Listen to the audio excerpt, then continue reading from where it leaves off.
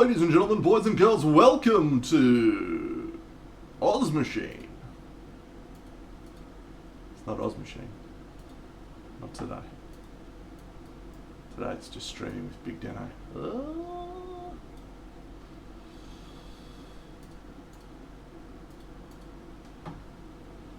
Hello all and sundry. Bruenor Battlehammer stands tall, proud.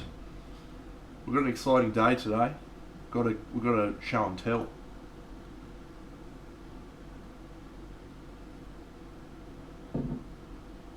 We got a show and tell, friends. The model arrived.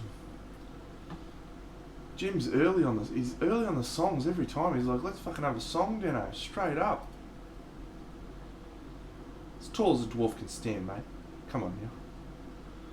Don't be a dwarf hater. My friend Koki would be spewing about that. He loves dwarves. Every game we've ever played, he plays the fucking dwarves. Bruenor Battlehammer. Oh, I just realised we forgot something.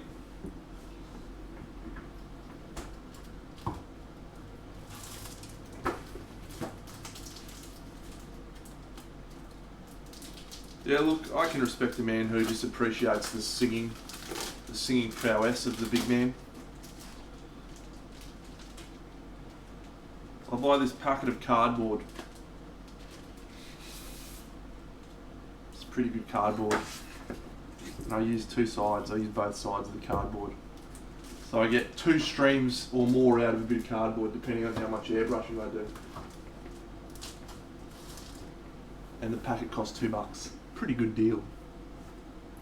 Pretty good deal in my book. Oh, that's better. The lines, the camera just tends to focus on the lines. Mind you, the last fucking stream wasn't focusing on anything. Hello. Alright. I am going to show this off a little bit later on. This is not the show and tell, but this is what we've been working on off stream.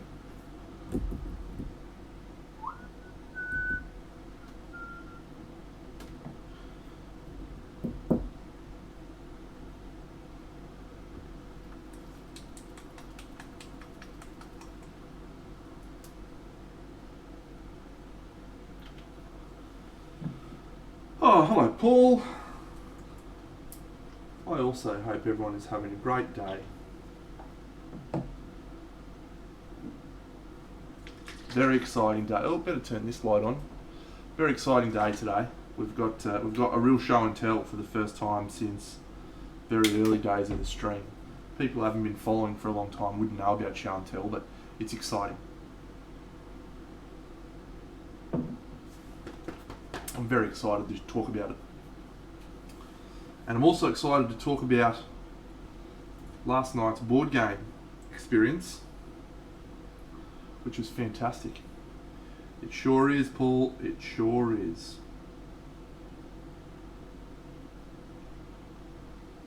Bargain Quest. Fuck yeah. Alright. So I got to put the models on the base earlier in the day. Oh, thanks, Browntown. Browntown! And so I got a really good sense of the lighting and where I need to tweak maybe a little bit, but this one is pretty much warm left side, cold right side. So that's straight up and down, an easy model to paint without needing to tweak shit. So that's what we're going to do. We're going to do cold side, warm side.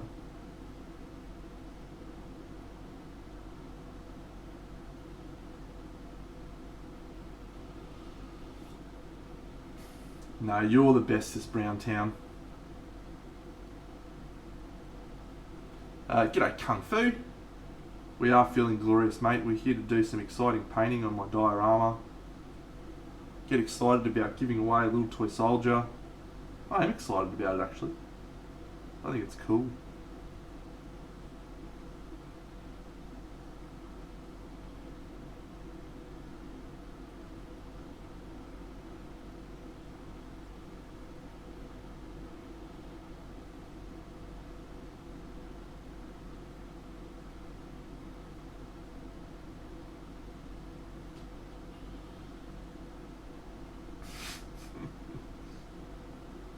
a good shout, actually. It's pretty accurate, really, isn't it?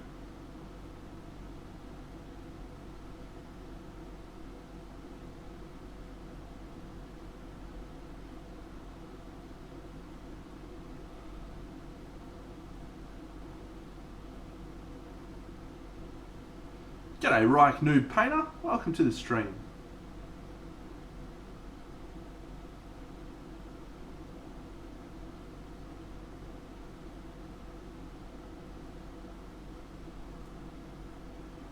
I'll also be genuinely interested to see how if I can pull it off, mate. Truthfully.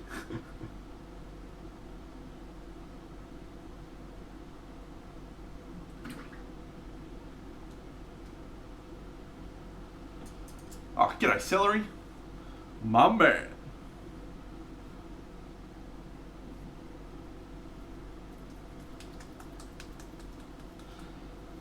Yes, we'll happily do feedback tonight, as always, friends.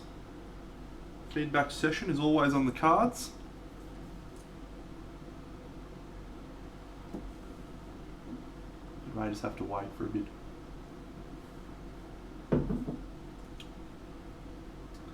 Want to really make some good headway tonight so we can put all three of these models on the diorama and get a sense of the model.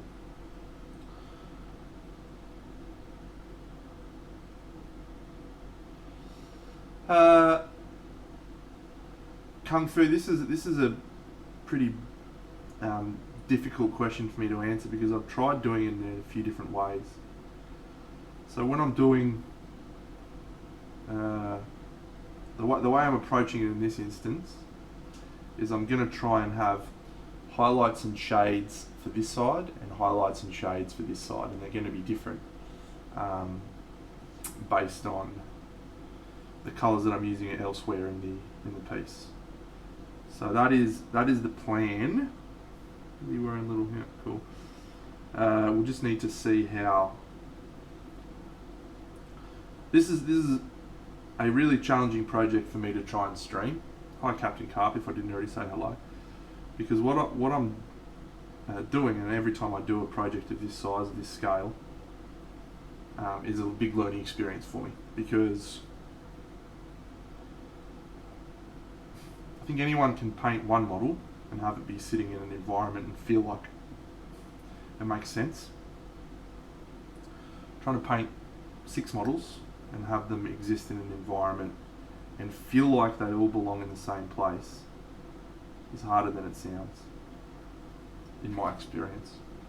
Anyway, and I've had some experience, let me tell you.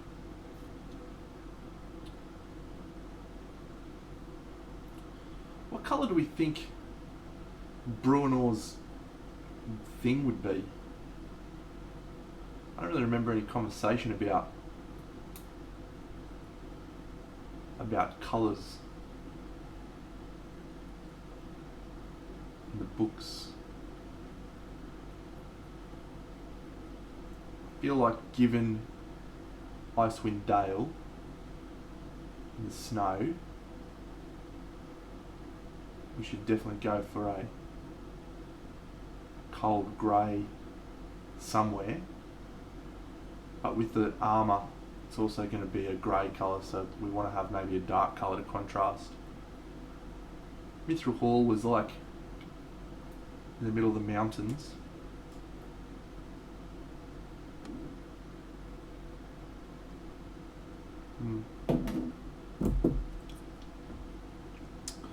Alright, we may use my favourite colour then.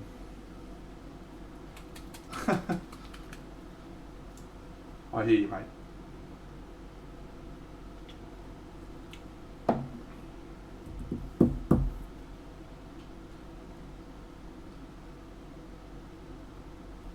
That's the fun, isn't it though? Learning and growing and getting better. Yes, this is a good colour.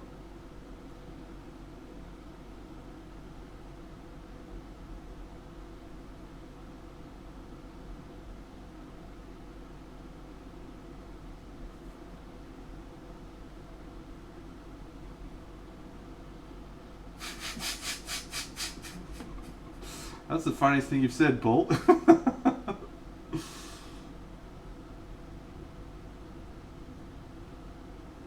G'day, White Wolf. Hope you're doing well, my friend.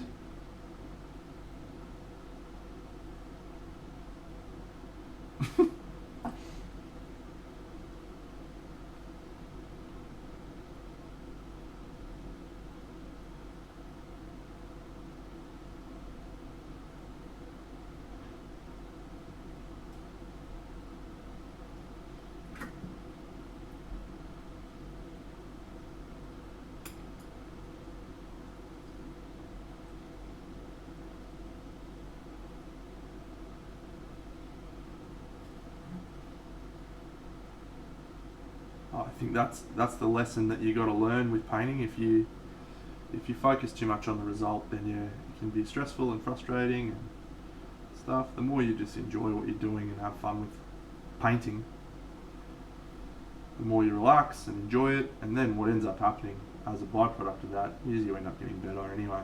So get it done. Getting shit done. I'm fucking excited for show and tell tonight. Maybe we'll just get stuck in. We'll do a double show and tell. I'll do one now and one later on if there's more people.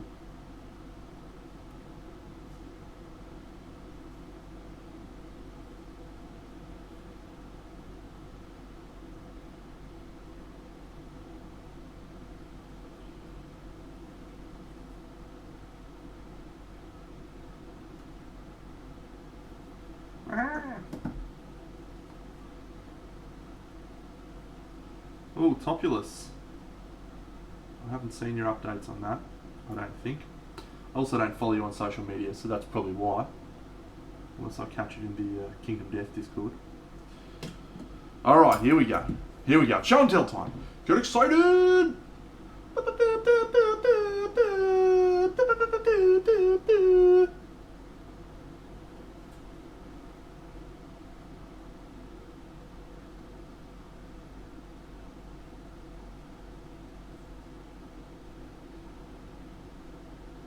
She arrived today, she arrived today.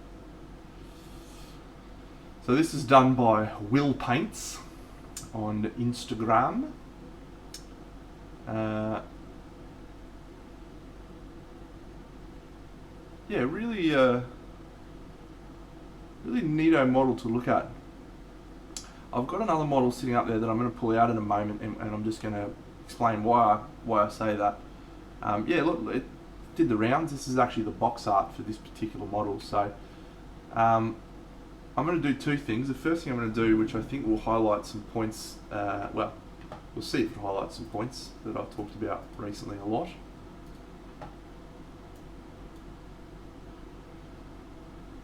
So isn't that interesting where his highest value point is? But it still works. And I'll explain why I think that is.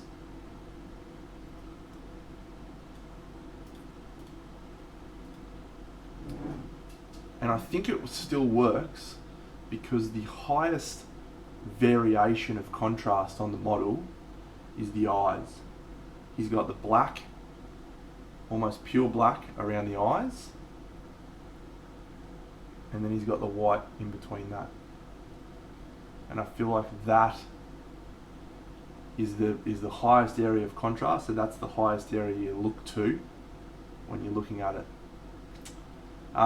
It's really the reason I was excited to show this on stream is I've had a look at the model in the hand, but I really wanted to do this. I really wanted to get up close and look at all of the little details that he's added. So Will doesn't use as much airbrush as me, I don't think. So a lot of this, if not all of it, is done by hand. And the freehand, yeah, look at the freehand there. That I can't even get close to that. Fuck me sideways. And you may not know this, but that's painted too. That's flat surface right there. This is beautiful. Look at the sparkles, incredible. Love that leather. See how he's got that very cold leather going on there. And then yeah, we've got just enough texture on there. So if you have a look at this, this is, yeah, the axe is flat. So this is a great example of how you can use texture as a method of adding contrast. He's got a contrast between the textured high value area, and then he's got no texture in here. So that's adding another layer of contrast between those areas. Yeah, so this is absolutely flat.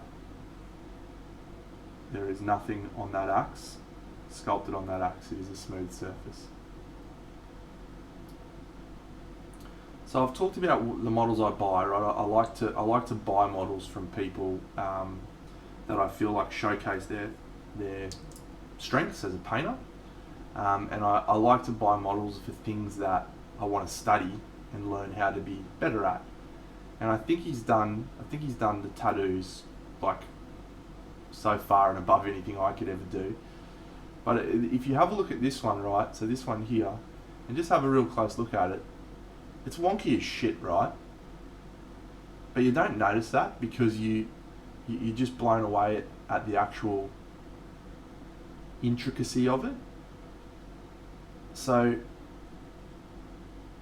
I think one of the lessons I'm learning is it doesn't need to be perfect for it to be good with tattoos, and this head's the same, right? Like there's a lot of wonksters in there, but still looks incredible, right?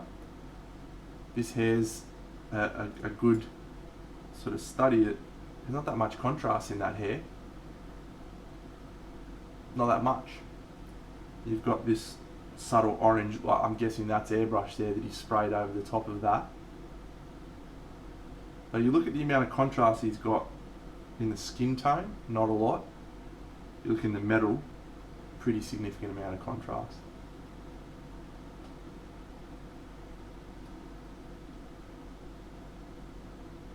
That's textured. I wasn't sure that area is textured like that. Yeah, this belt is one of my favourite bits of the model. The belt and the axe are, when I was looking at it earlier, I was like, fuck yeah, that's so good.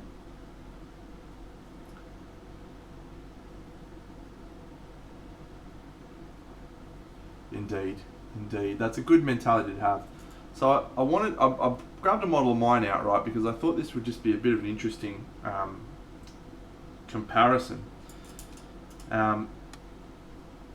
Something in my eye, sorry. So this is the model I painted on stream. She's a similar size, similar colour palette almost, right? But there's a lot more contrast on my piece in the hair. There's a lot more contrast in the skin tone. There's a lot more contrast in the leather. G'day Phoenix. In the skulls. I have this really crazy value scale change across all my pieces that you don't see in a lot of other artwork from painters. You definitely see a lot, but this one I really noticed it when I got it that there's not a huge value change in any section. You've got great shifts across the model, but yeah, so really interesting piece. I'm a big fan of this work. I'm absolutely chuffed to have it in my collection. And yeah, there's a lot of takeaways for me in terms of what I'm going to learn from.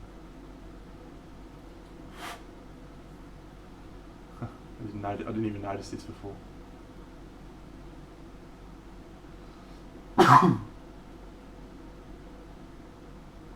Oh, thanks Asmodai, 1973, what a champion.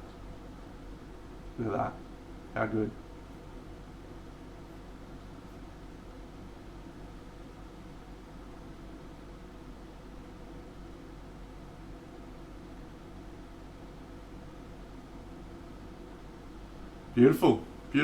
Beautiful stuff. I'm excited by that. Thanks for the subscription, Asmodai. I'm excited by that, friends. What a good day. So here is the base. Oops, sorry, Bruenor.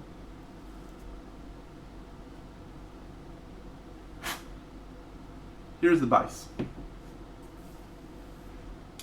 And so I'm going to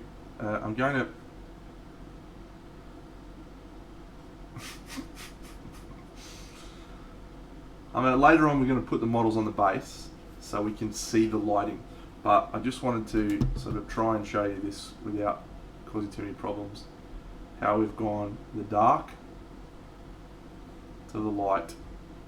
So I've got a clearly set light location, and how that interacts with the models is now what we keep bouncing back and forth between. There's a fair bit of progress on it, mate. There's about an hour's work.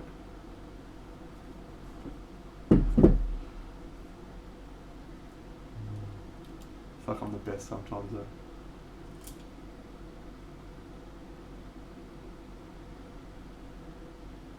Alright. Oh, thanks Draxy. Thanks mate. You just missed show and tell. G'day Kia Rodan. I'll quickly show and tell again, just real quick, because everyone, how good is this? I bought this. Woo!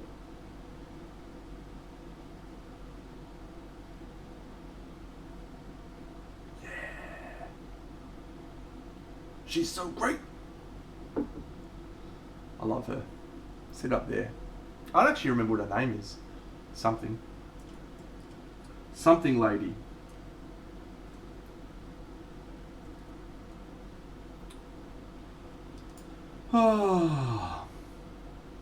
It was painted by a fellow by the name of Will Brightly from Will Paints on Instagram. Very good chap indeed.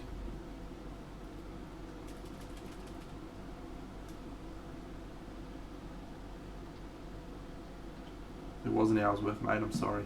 I can't help it. Can't help what I do.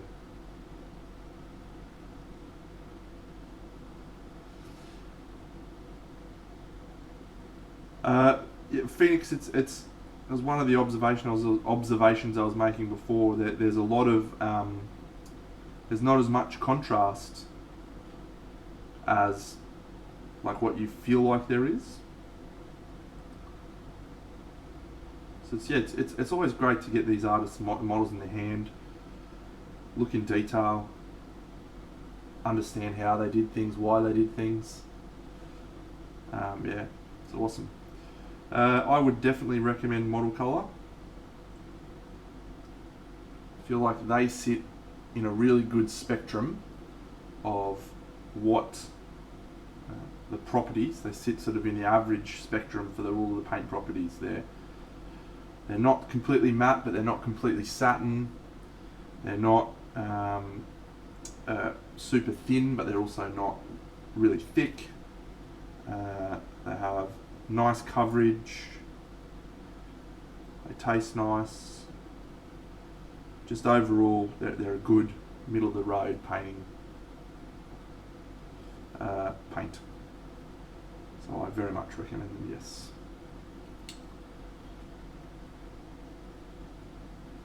Did you get to 5,000 points? Did you, Nicky Jaguar?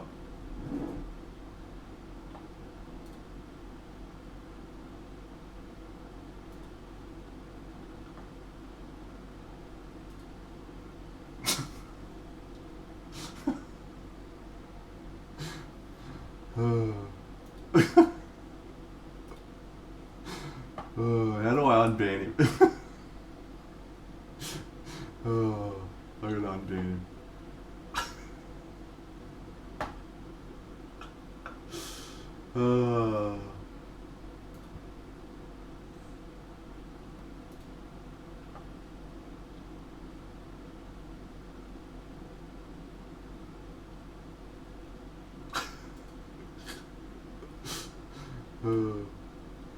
That's very funny.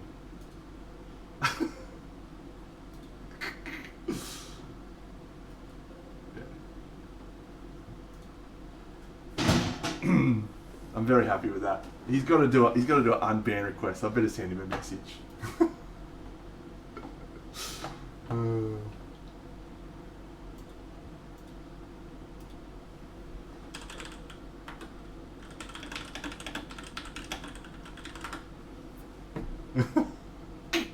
He's blowing up. He's blowing up. That's the best. That's the best thing I've done today. I'm very happy about that.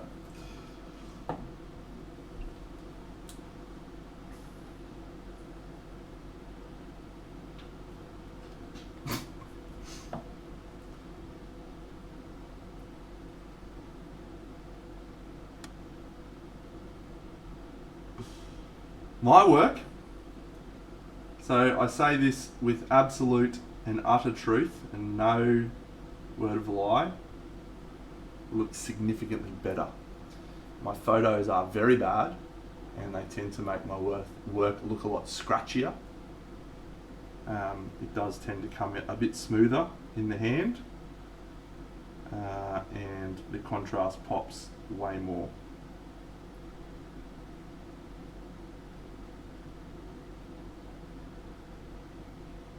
I've had that comment from several painters overseas too, when they saw it for the first time.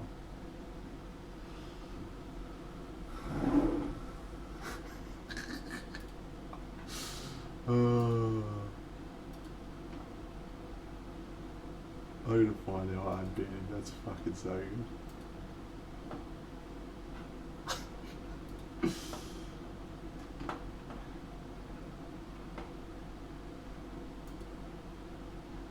Oh, is it? Is that how I do it? Okay, I'll do that.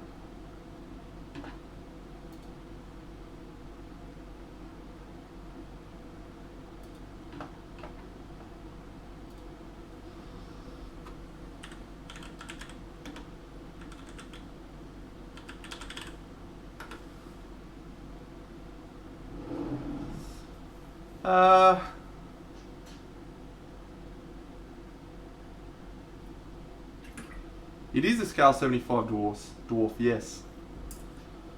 I can recommend you a bust.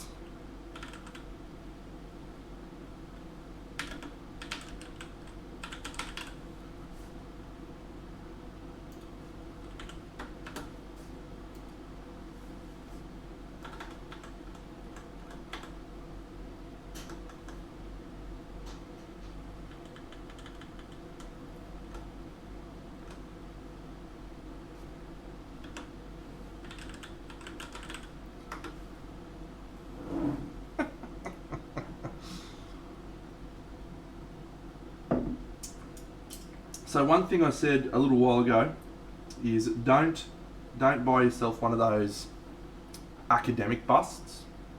So the academic busts that there's a lot of manufacturers selling at the moment aren't really the best choices for a first bust. You want to go for something that's got a variety of textures, because that lets you practice different techniques and experience what it's like painting on a larger scale. So I would recommend, there's quite a few really good bust manufacturers. I really like a lot of the ones that Black Crow have released recently. Really dig them.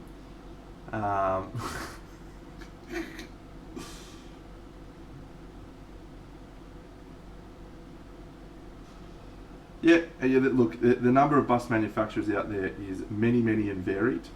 I have a certain type of bust I like to paint, which is like barbarians and hot naked chicks. I dig that because I really like painting skin, not for any other reason. So that is where I like to steer people towards. Probably one of the first busts I painted was a bust called the Red Lion from FER. FER miniatures, really cool bust. But yeah, there's a large variety of busts you can go for. All right, Lopez, what do you got, mate? What am I singing today?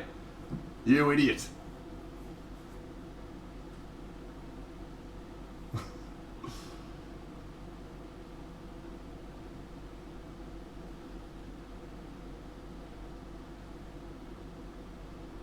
Don't go the academic line. Michael Bolton. I don't know if I can only remember the main chorus. Hang on.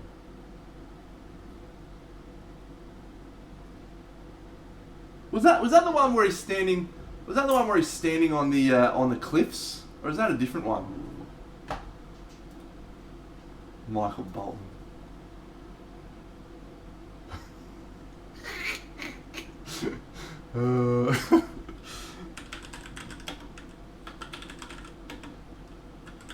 Now that's How Can We Be Lovers. Nah, I can't do it, mate, because I don't know enough of the songs. I don't know enough of the song. I'll give you a freebie. Pick another one.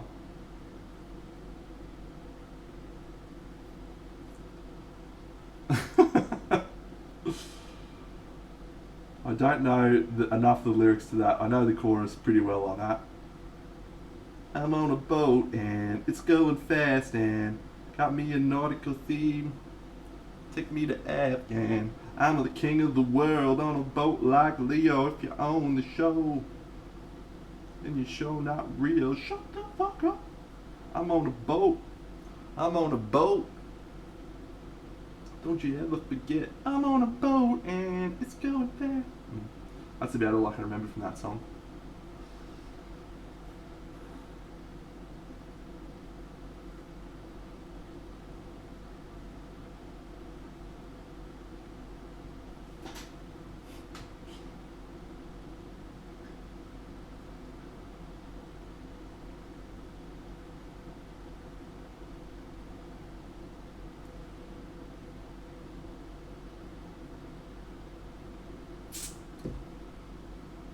Come on, Lopez, you get another song, mate. You get a freebie.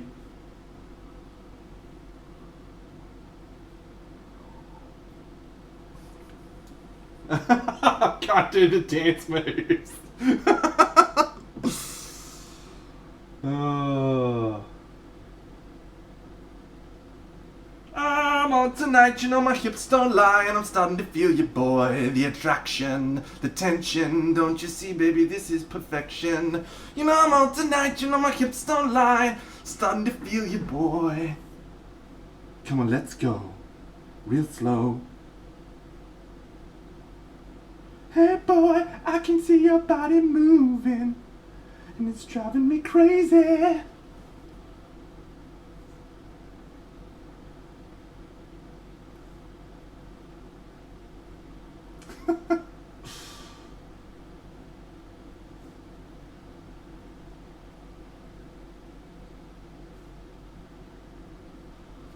It's off, it's done.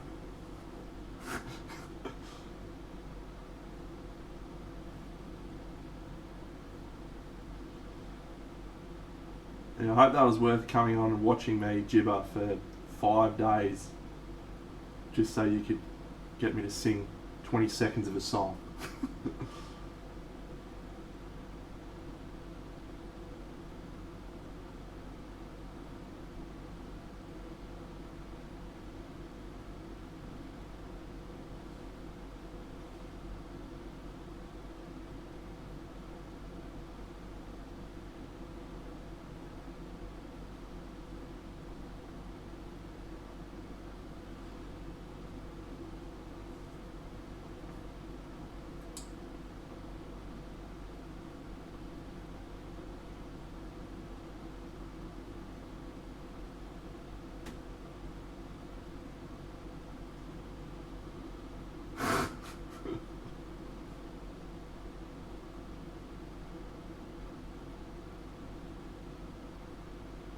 So this little foot here is quite interesting. So it is literally a left to right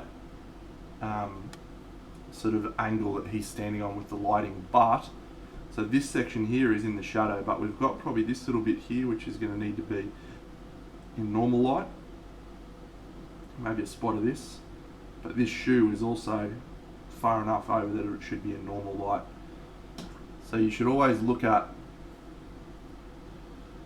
this sort of angle and then see, we have a look there, that angle you can see that's just sticking out and that's sticking out quite a lot, so we need to do them with the light warm side.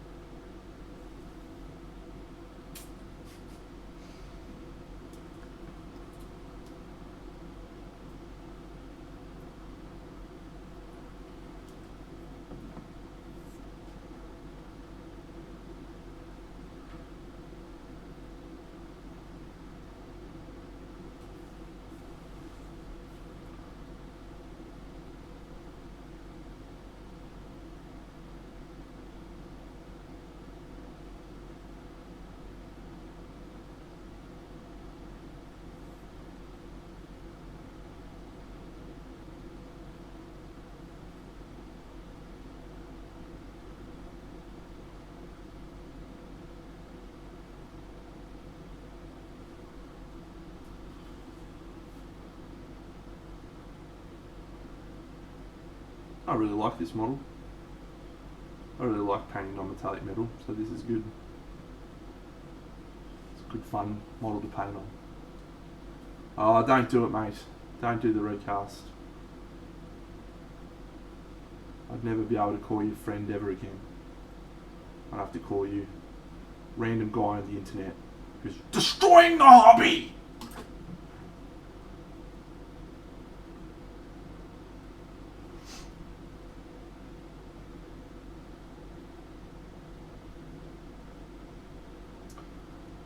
Yep, Pedro Fernandez, he does some cool ones. FER Miniatures is great. They got a broad range of historical stuff, and they got some by a dude I did a class with, Rapper.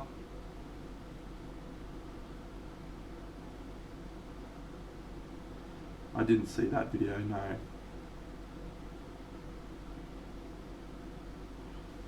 Look, the thing is,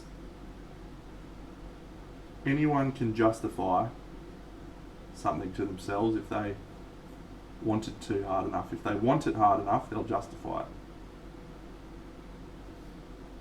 But we all have that decision moment, that moment where we get to decide whether we want to be great men, great women, great people, or we just want to be selfish. I had one of those moments. I think I've talked about this already on the stream with Three Witches. I had an opportunity to get a cast of the Three Witches, and I've been desperately searching for them for about 2 years. Big Deno said, "I'm fine, thanks. I'll purchase mine legally."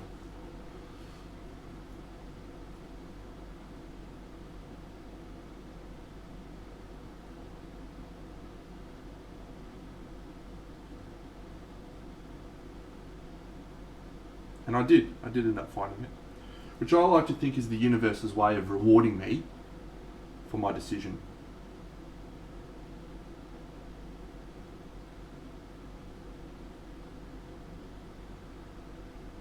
So thank you, universe, for looking out for Big Deno.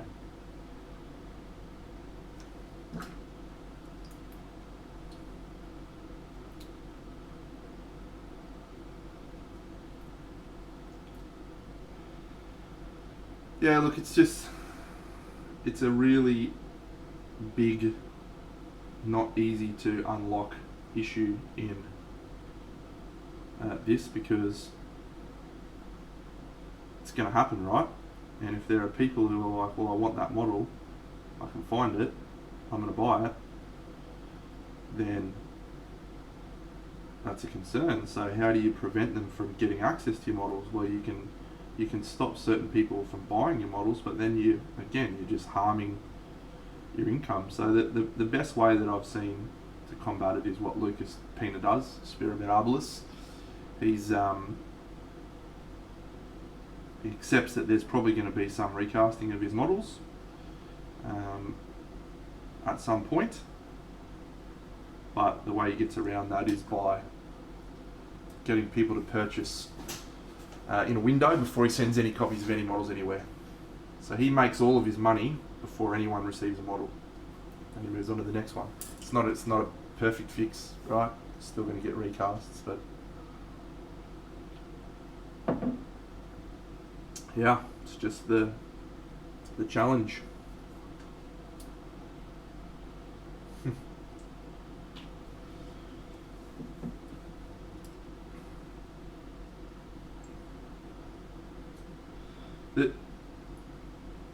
might go on a rant here, right? I might be on a fucking rant. So if I start ranting and you're not interested, just fucking tell me. But the main issue, right, is the sense of entitlement. People feel like they're entitled to have whatever they want. And I'm here to tell you, friends, that's not the fucking case. The universe does not exist to provide what you want. If you want something, you go out and you get it for yourself by working hard, by earning it. And sometimes things don't go your way. And you have to pick yourself up and fucking learn from that and move on. And yet, anyway, I'm on a rant. I'll pull back.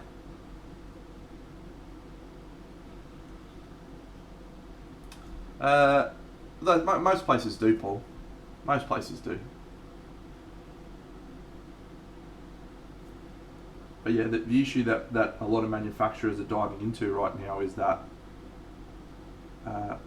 people in China, in Russia, they're the main offenders. I'm sure there's other countries, but those are the two where they mostly seem to be based.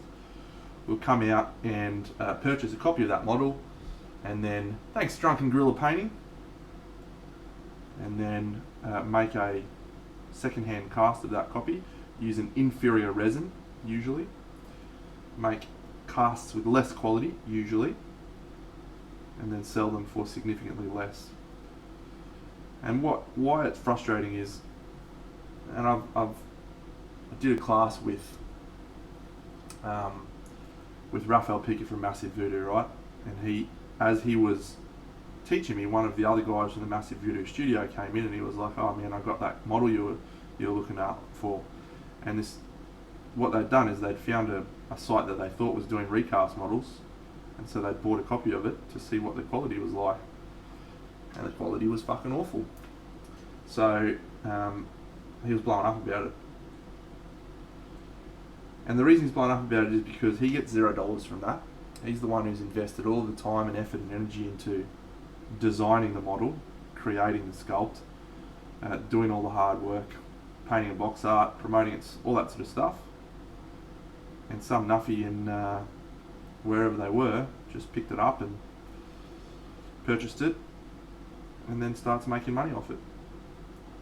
It's frustrating.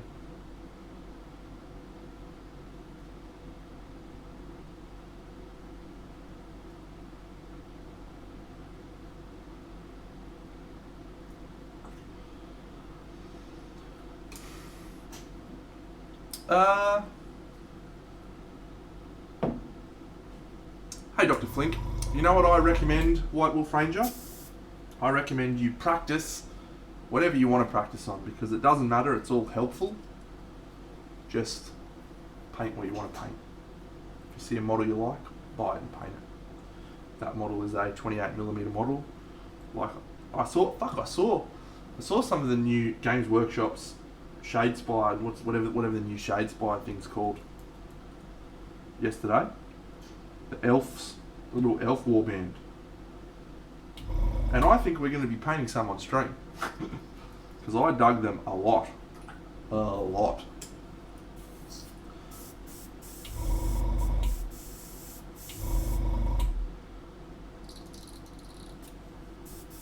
Yeah, they're fucking mad. I haven't finished Jamampo, but good question, very good question. If you have a look at this direction, this knee is tilted forward, so I haven't highlighted this side, I've just highlighted that one section there.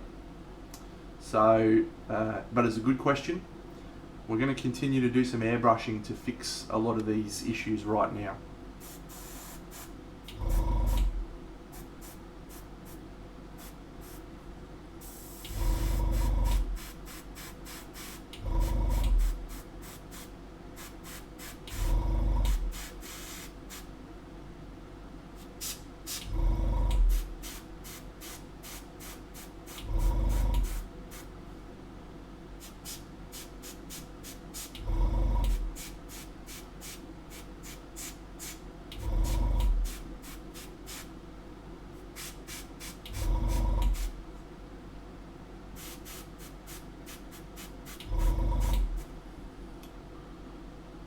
thank you, mate.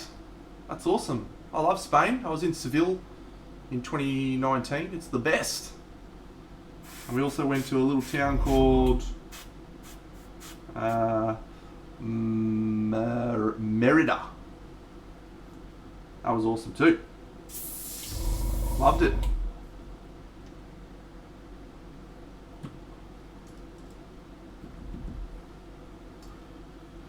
Yes, the Chimera and Aradia Kickstarter is going to be very punishing for Big Dinner. Hasn't been a model those guys have released in the last few years that I haven't been like, yeah, I could paint that. Yeah, exactly. We went and walked around all of the Roman ruins. It was fucking sweet.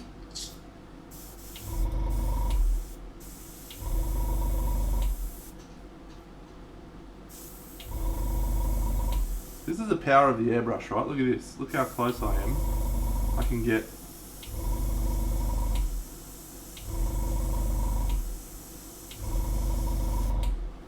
It's fucking mad.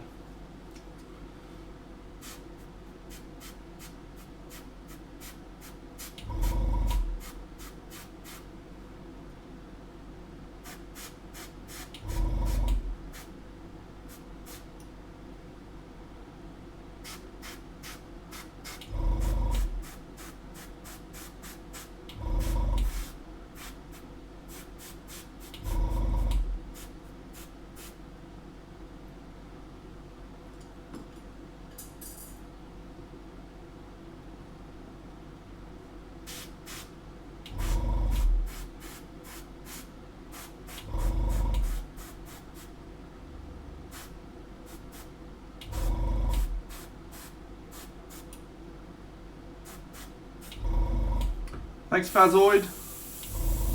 My man. Oops. Spray dots everywhere. Go me.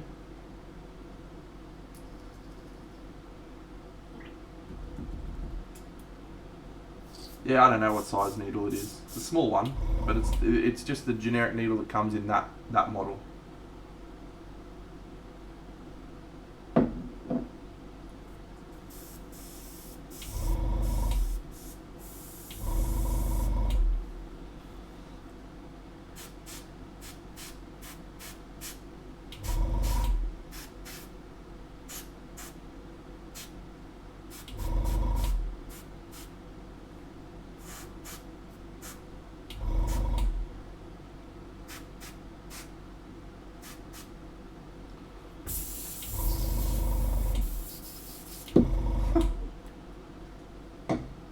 Good.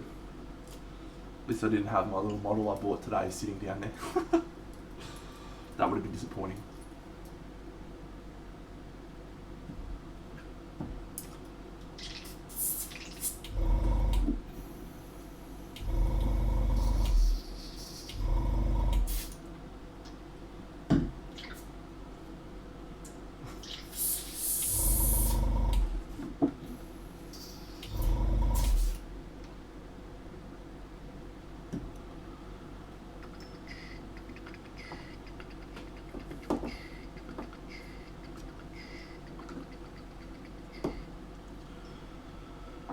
Alright, so we're going to do a wee little smidge of contrast paints now.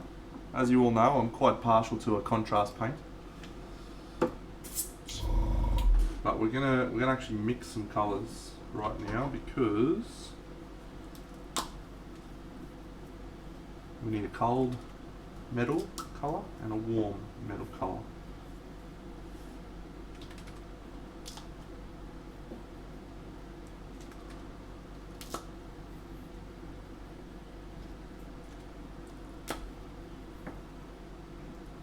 So the first colour I'm going to mix... G'day Tarningar, how are you?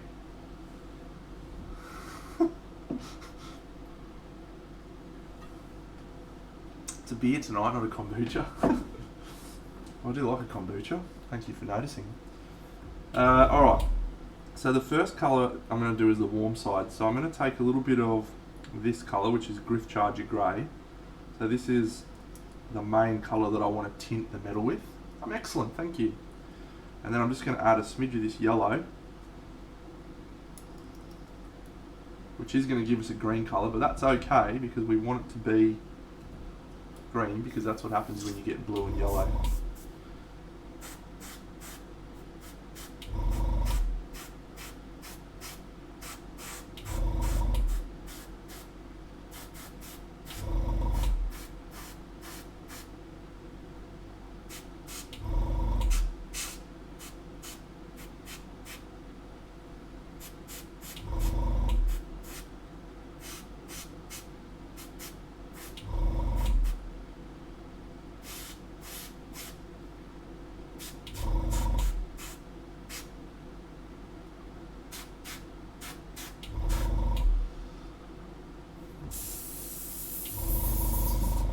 Now we're going to do the cold side. We're going to do similar, except we're going to use this colour, which is a darker and more green version of the Griff Charger Grey. And I'm actually going to add a little bit of this to make it even more green. Sure, mate. Happy to do so.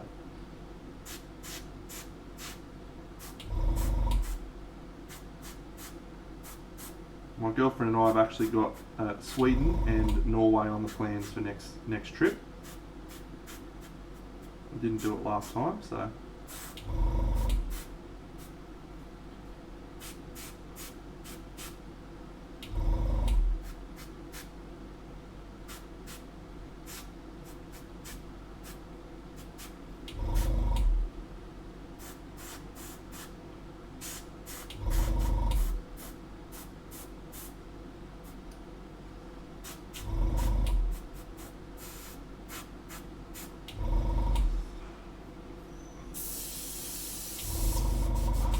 Alright, and now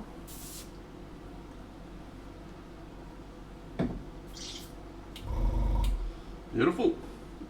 I'll be there, mate. Play some King of Death. So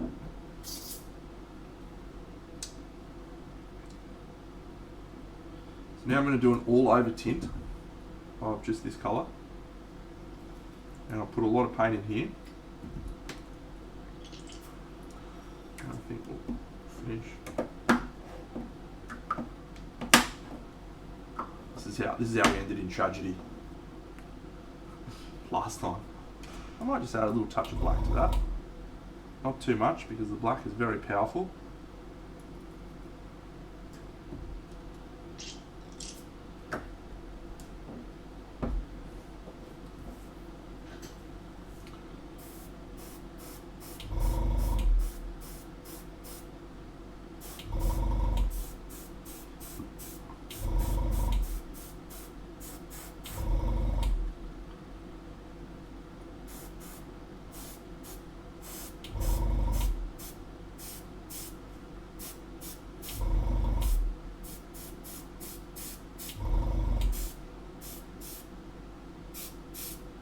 So we actually kind of want this to act the way that a contrast paint would.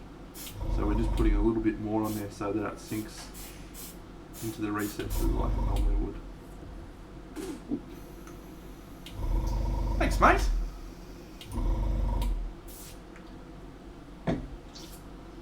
I assume you're talking about me and not Reapercon. You're talking about Reapercon. That's good. But I'm also awesome. My mum told me. Hair dry, sorry friends. We hair dry.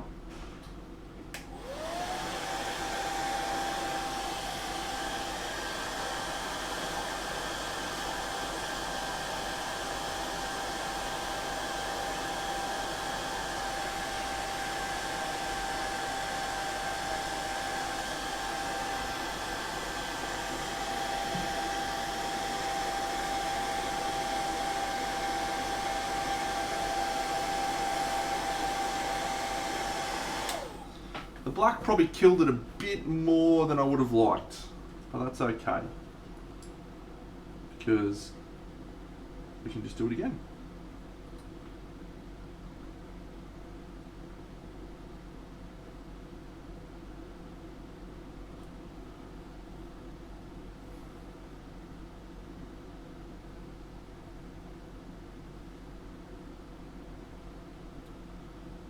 Yeah, bendy axe. He's like the fucking Darth Maul of dwarves.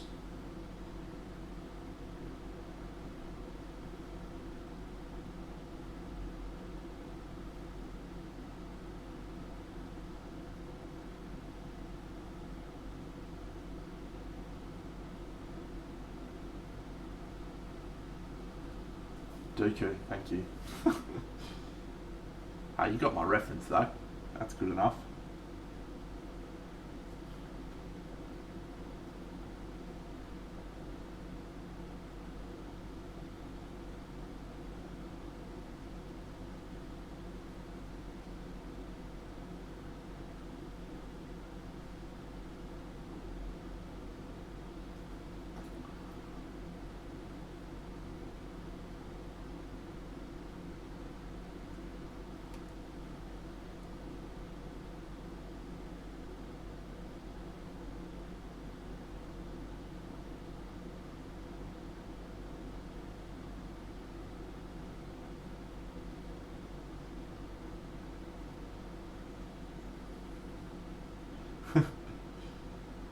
Oh yes, safety first, mate. Bruenor's a safety conscious dwarf.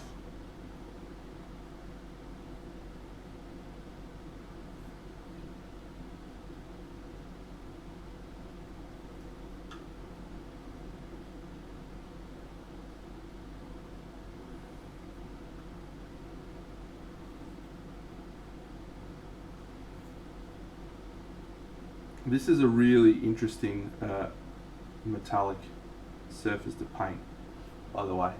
Like, we got a lot of planes, a lot of competing textures, all sorts of stuff. So this is like a this is a pretty big job at the best of times. Not to mention we're adding in the warm cold elements as well. So that's just a red rag to a bull, friends.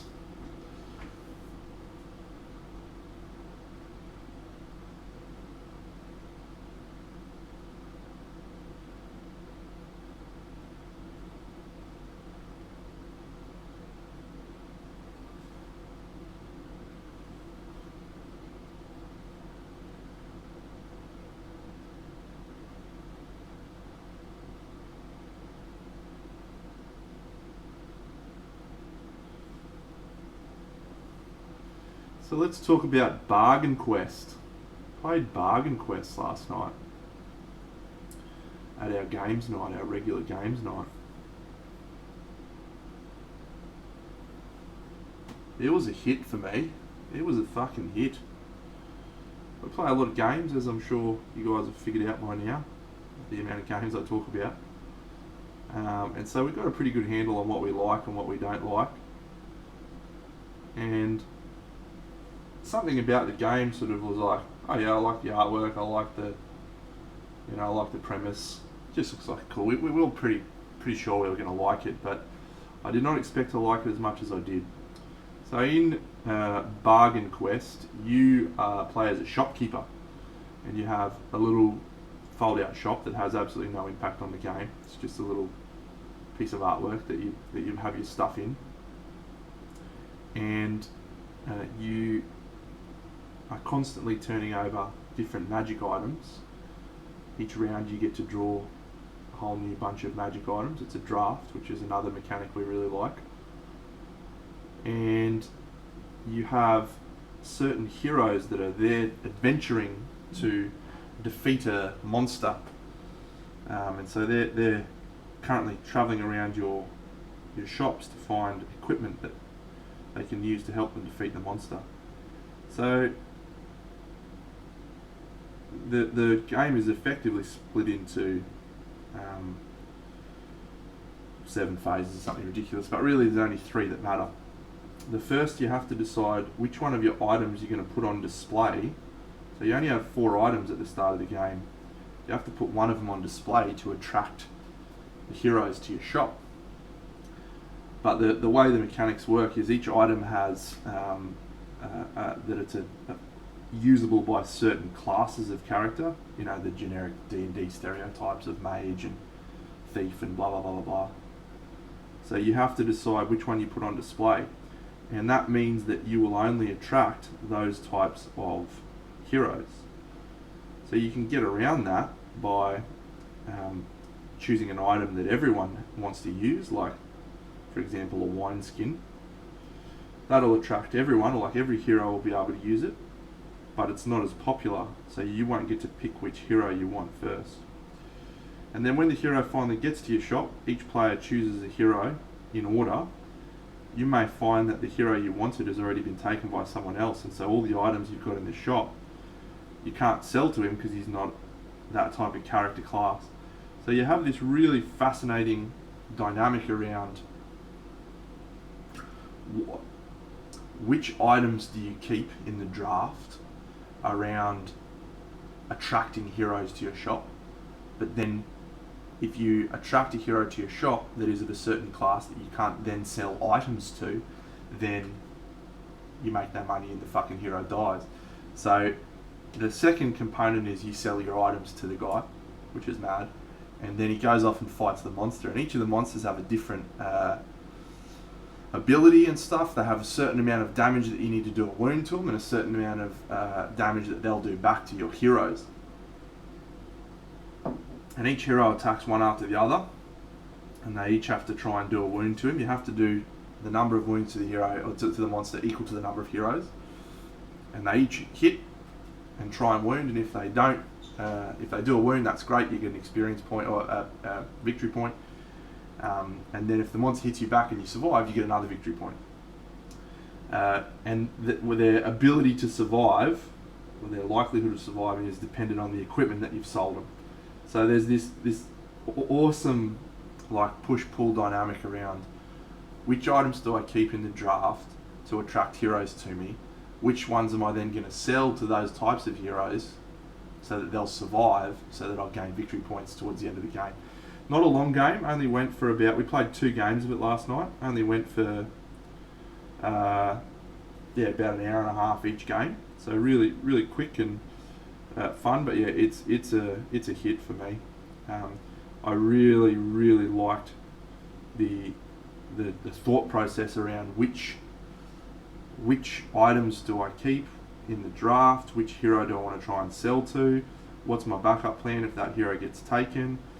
What order you buy heroes in is also dependent on which items you choose. So there's all these just like awesome thought processes and decisions that you have to make, and I really dug that.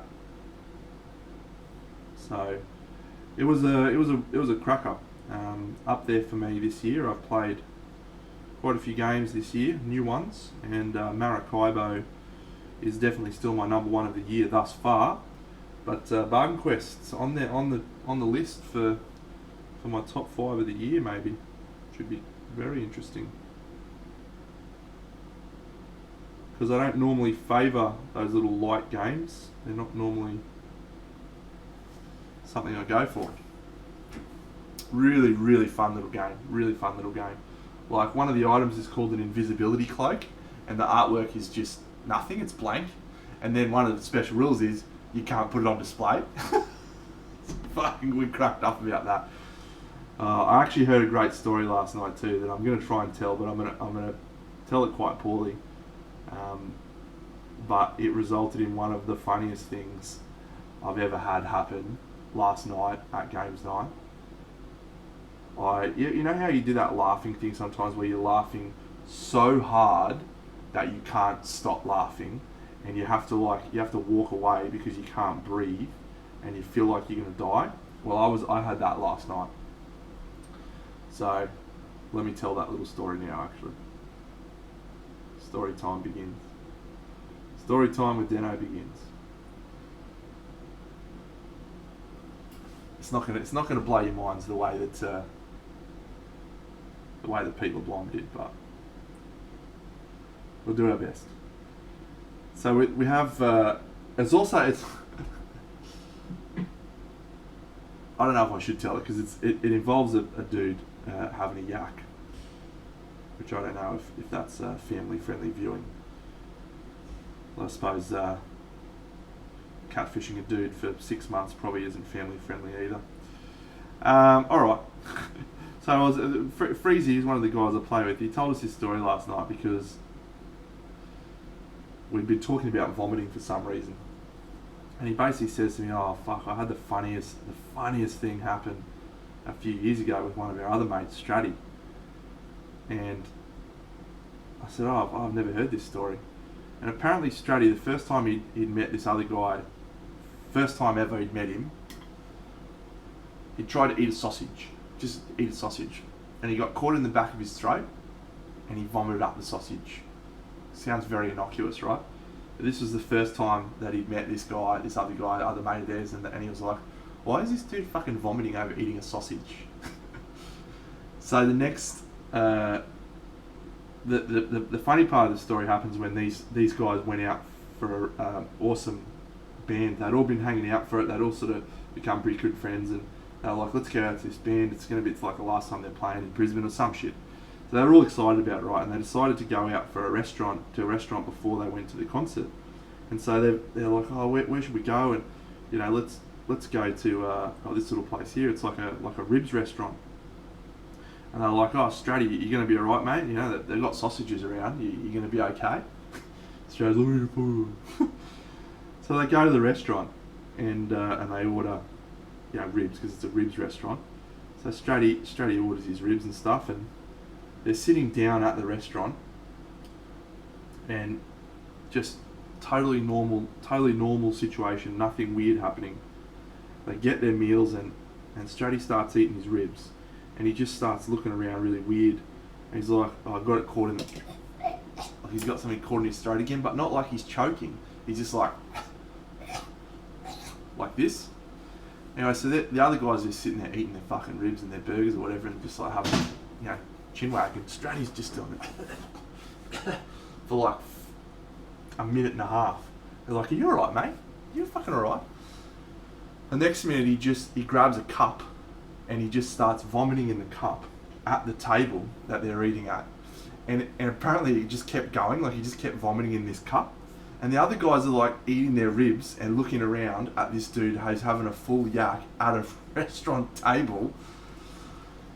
And anyway, obviously the waitress came over and she cleaned up the shit and everything, and it was very, very funny. But the funny part of the story is last night, one of the other guys that I played games with, he'd heard the story before, and he was so excited to hear it again.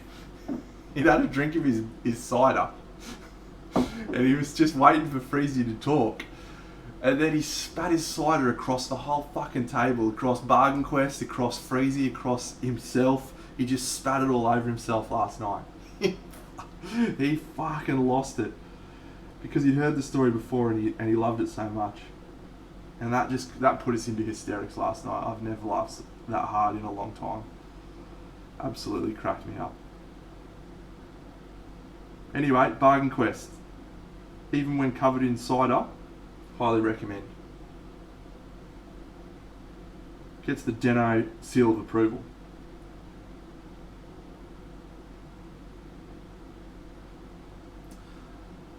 See you, buddy.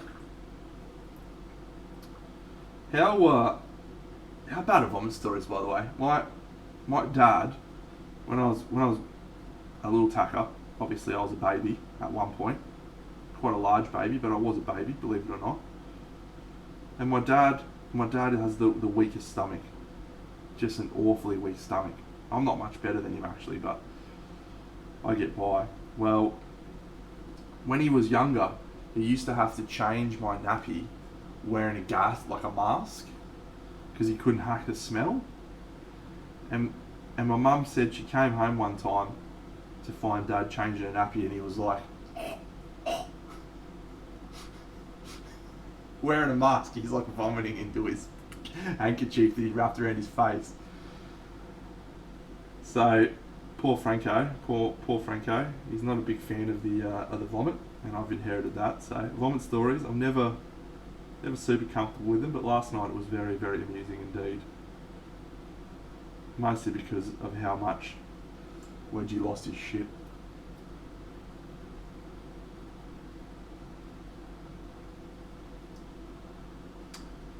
Alright, that looks reasonable. Sort of okay with that. do some cold. Some cold side.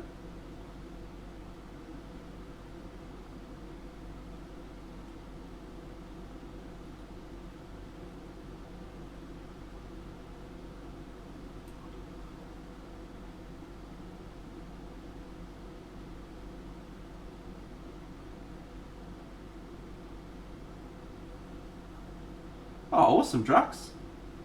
That's cool to hear. Look, my non-metallic metal approach is not. It's my way of doing things. But I think the light placement stuff is pretty relevant, however you do it. And yeah, my approach works for me.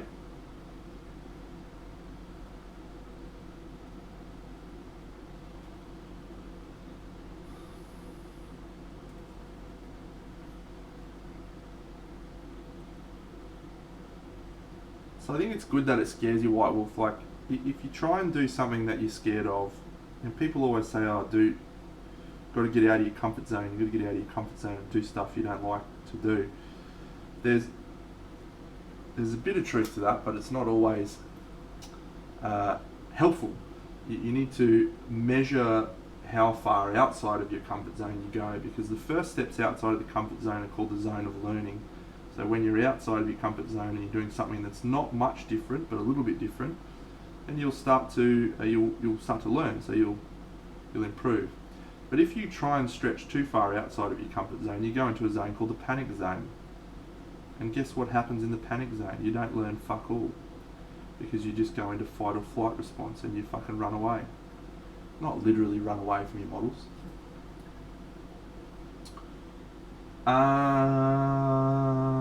Do I struggle with that? Not often. But there's certainly objects and surfaces where you're just like, not sure. So you just take a punt, mate. Have a crack.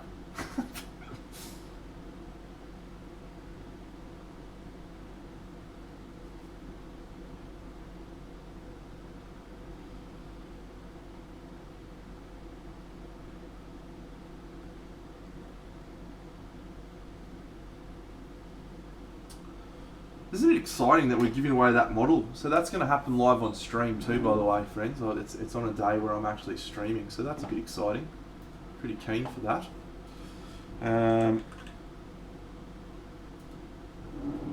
Yeah, very keen indeed. Oh shit, my beer's empty. Oh, g'day Viking Dreams. Thanks, mate. Yeah, let's have a look, Sharkwold, at your non-metallic metal guy. Oof! Ooh, I'm going to enjoy this.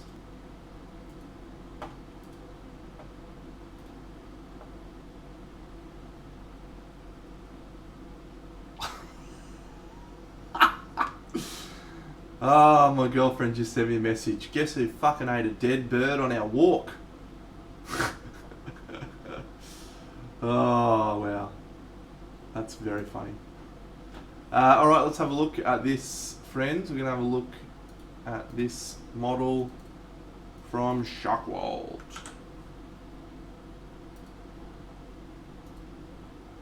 Boom. Alright, well.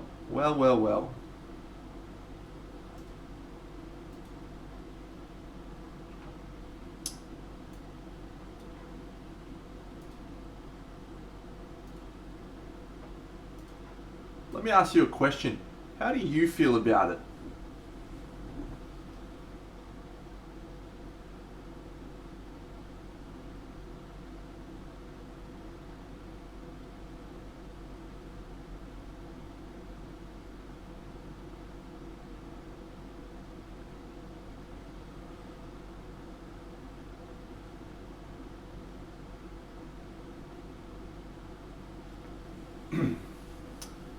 Because I think it's reasonable. There's one or two things that jump out to me when I look at it, right? And that is your light placements are generally okay outside of the shoulder plate up on the top and the other shoulder plate up on the top. And it's one of those things where you have to sometimes artificially choose to do highlights. But I think what I'm getting at the moment is not that those plates are like the same surface, and they should sort of react in the same way. They should all be a part of the same surface. So you should have a light at the top where the light's coming. For each of those, for the whole piece, it should look like there's a light reflecting from the top part of the model, because that's where the light's coming from. And then you need to then dive into how does that interact on each of those individual surfaces. I think you've maybe gone too far into the lower part of the value scale too often. You definitely need to have that depth of shadow, but I think that if you look particularly underneath the shoulder, underneath in the armpit, there's a little dark bit right there, just right next to a light bit, and it shouldn't quite be that dark. You know, so I'm kind of nitpicking, right, because it's generally pretty good. Like I don't think it's too bad. It reads metallic-ish to me, but it doesn't read perfect. It doesn't read like, bang, I know straight away what that is. But I do like the fact that you can clearly see what's rock and what's metal. There's a clear delineation between those two things.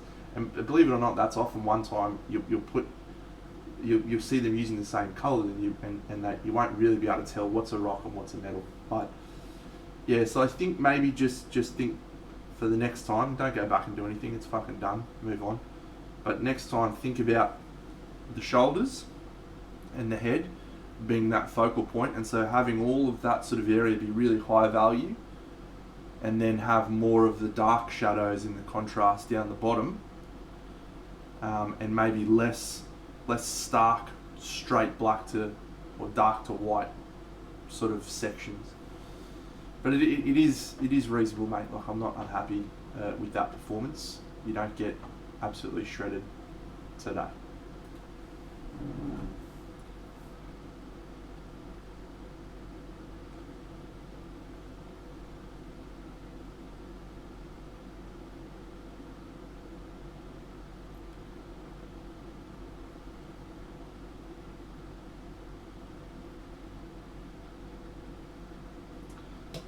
To sort of use this one as an example, it's not the best example because it's in progress and what have you, but you can see I haven't gone all the way to black here and here, but there is still black in those lines that is really creating that hard separation. And I'm going to add more contrast, particularly back here, but again, you don't go light to dark right beside it. You have a gradation. Even on metal, you still have, it does vary though. Like some surfaces you do get that quick split, but yeah, I think just on that one it was jarring how much contrast you'd banged into those two little sections. But yeah, definitely a win, mate. Good result.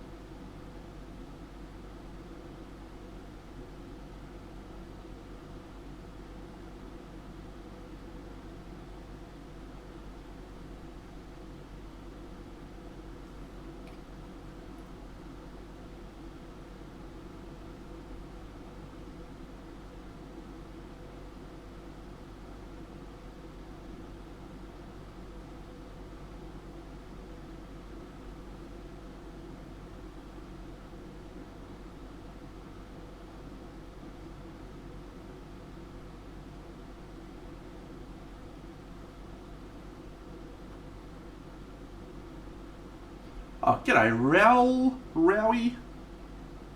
It's going well, buddy. Going very well indeed.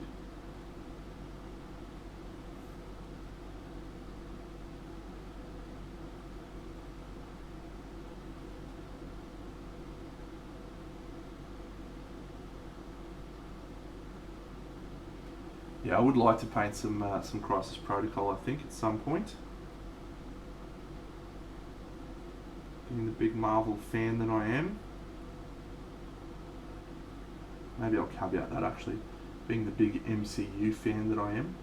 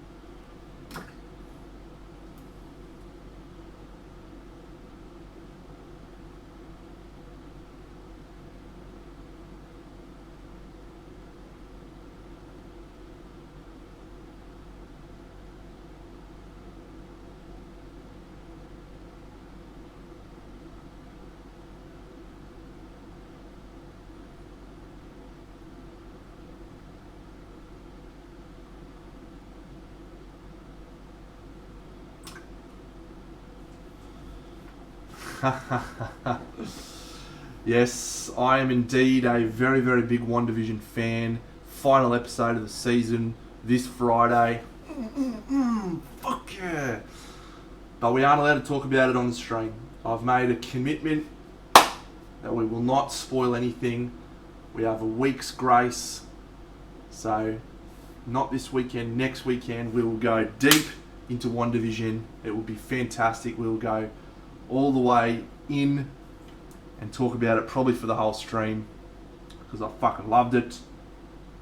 Loved everything about it except for the first 2 episodes, but I didn't mind them. Can't wait.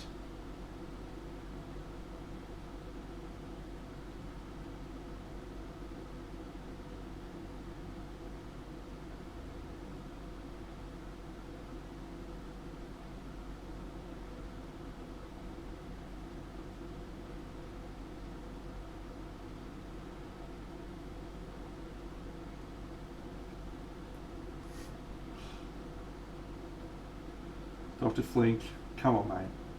Don't be like that. Not next week, the week after, mate. Or not this weekend, not the one 2 days away, the following weekend. 1 week from Friday. I'll be going deep.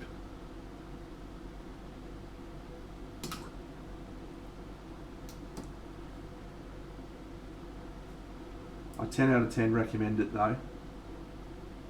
If you're going to get there, you'll enjoy it when you do get there.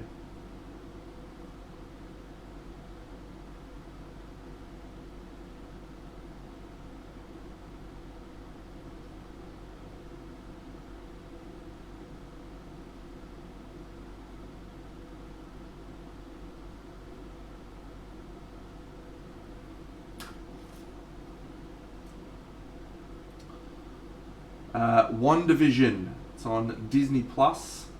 It is the Marvel Comics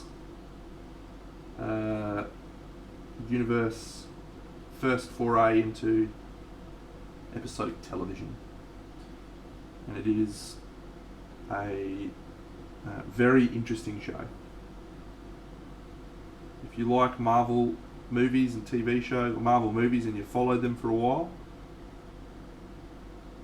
I very much recommend it. If you're not really a fan, it's going to make a lot of no sense whatsoever.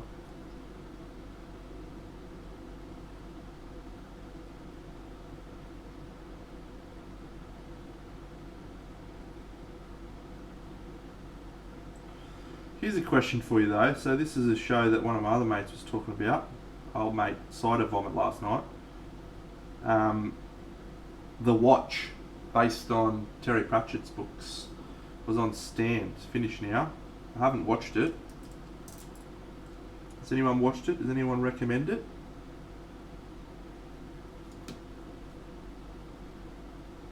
Yeah, a lot of people have been saying to me, oh, it's really cool, but then the critics fucking panned the shit out of it. Absolutely destroyed it.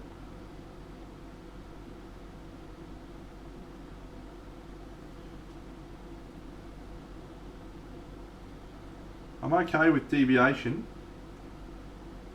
I don't prescribe to the theory that if you deviate from the books you must make it's worse. Because fuck me, the MCU's just gone from strength to strength and they use the comics as a guide. Harry Potter, the worst movies are the ones that stuck to the fucking books like rigidly.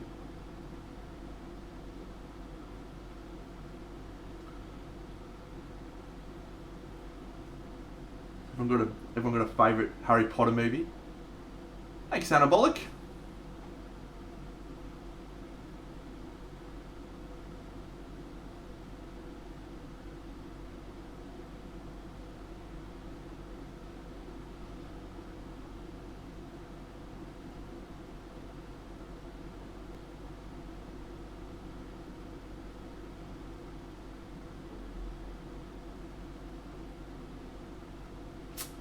Yeah.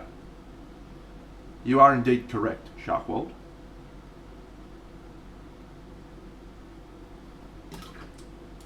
I could make a case. Good call, Topulus. Good call. I could make a case for. I did like Good Omens. Yeah, that was a lot of fun. Fun show. I could make a case for the fourth movie as being my favourite because I enjoyed it a lot. I felt like the series expanded in scope dramatically and the finances obviously expanded. My girlfriend is a massive fan of 5 and 6 and 7.1. I think 7.1 is actually her favourite. But yeah, 3 is, in my opinion, the Empire Strikes Back of Harry Potter. It's fucking objectively the best.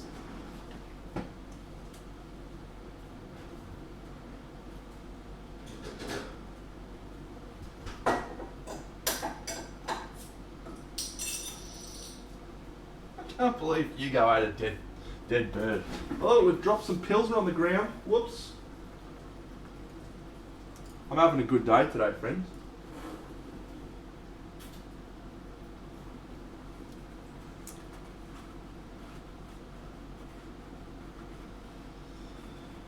I'm having a glorious day. I need to clean this up.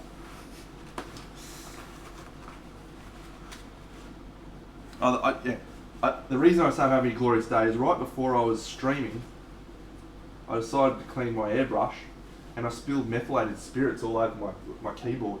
So that was suboptimal. And now I've just spilled beer all over the floor.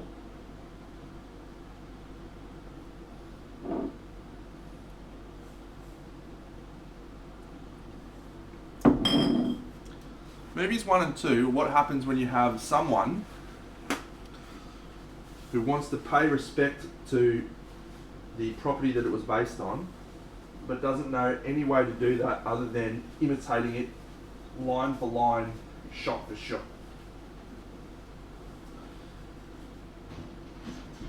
Whereas Alfonso Cuarón was a director who took the source material, stayed true to the story, but managed to make it better by adding his own spin.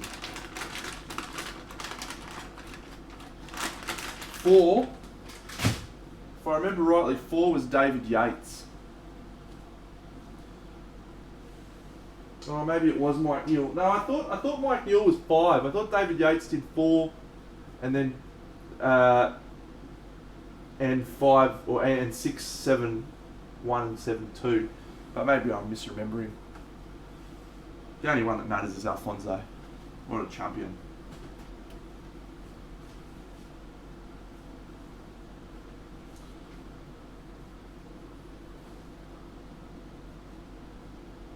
When is the next thing?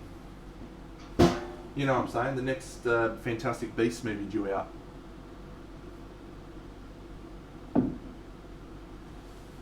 Good one, Sharkworld. Well remembered. Fuck, that's a long time. I saw the last one fucking when I was overseas. It's a long time. Fucking COVID.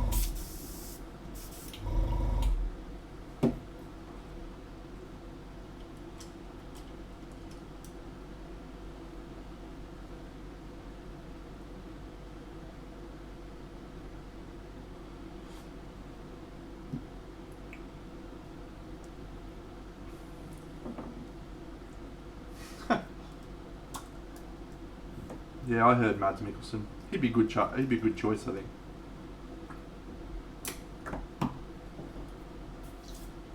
Oh, thanks, Chris Elford. You're a subscriber. Thanks, mate. What a dude.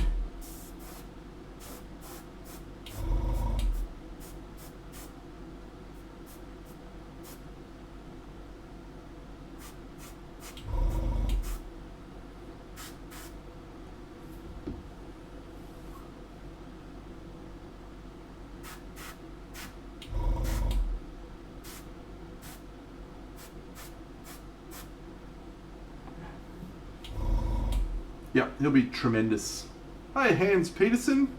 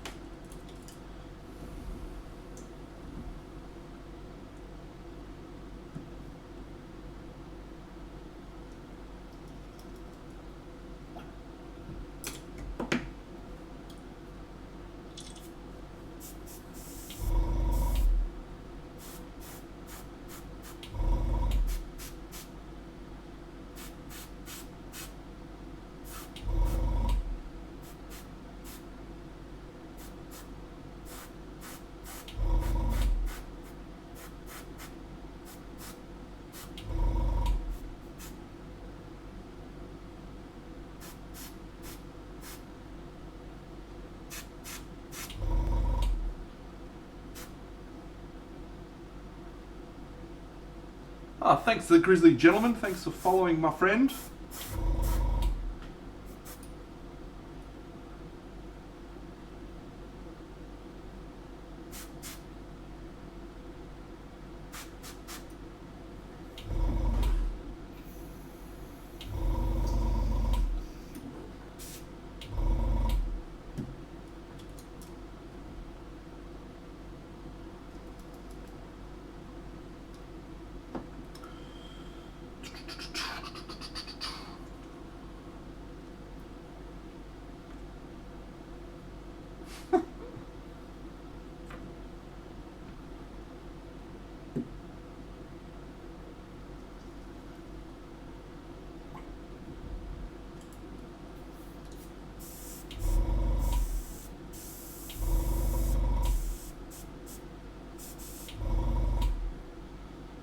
This mini, Lord Shader.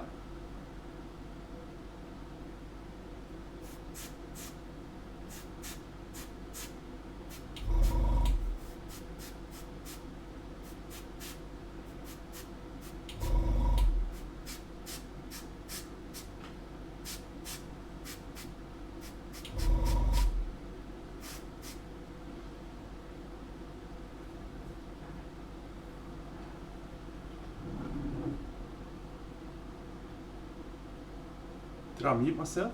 Oh no, you're just on mute. If you want, you talking about this fucking model that I'm painting now, this guy?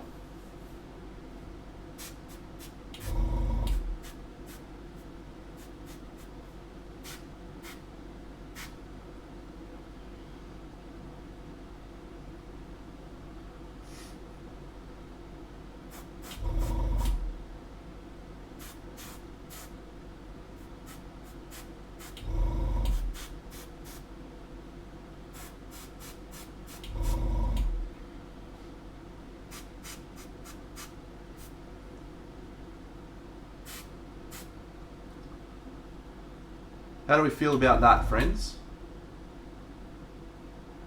Does that look like warm, cold-ish?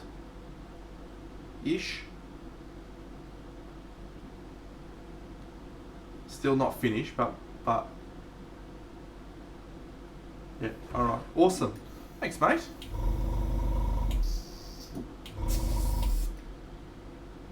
Let's use this opportunity to do a quick varnish on this model in a second, and then maybe we'll bring everyone together, have a family photo.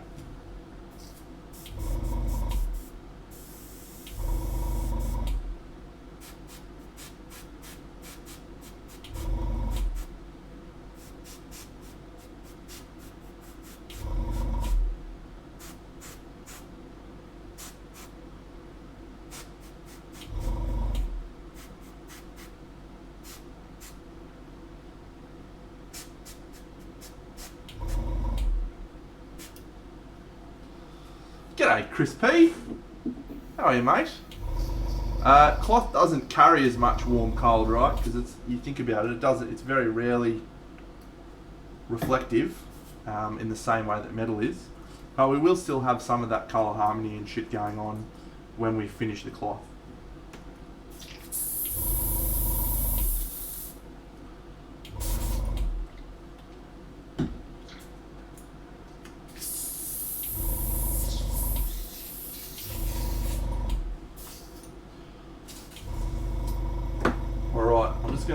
Just gonna give this dude a quick varnish, and then we're gonna grab out the big base, and I'll show you a little bit broader speaking what we're looking at.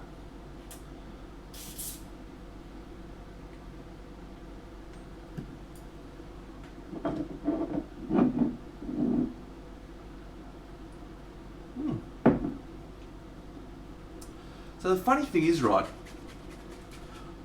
people think I'm putting it on, like they're like, hey, fucking on, you fucking go.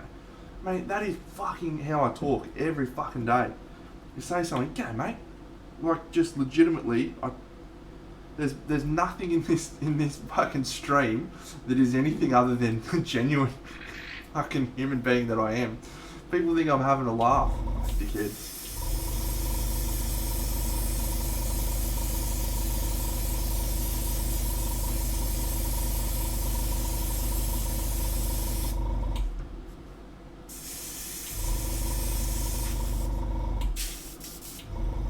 Well, I do a good Indian accent.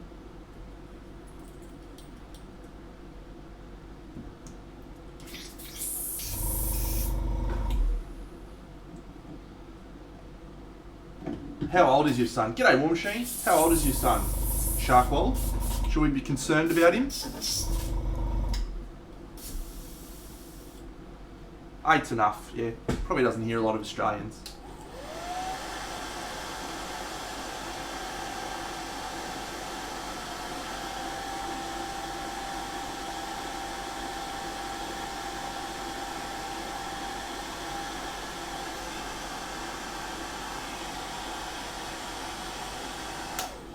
Alright, so what I'm going to do here is I'm going to do something. Yes, good. I do add thinner. So what I'm going to do, so you guys can actually see what the fuck I'm talking about, is I'm actually going to do something a little bit crazy. I'm going to adjust my camera.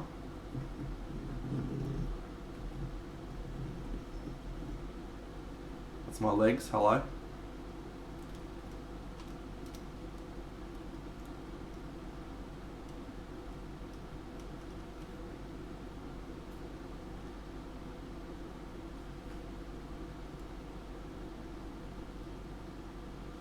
a fancy rig. It's pretty mad. Alright, the reason I'm doing that is so I can show this and we can actually see the model.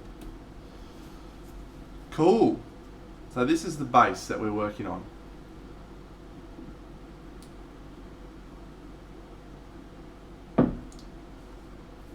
So, as I was talking about before, we've got a warm side and a cold side. Yeah, I love me some rocks. So what we're going to do is we're going to get Caddy Bree. I'm going to put her into her base.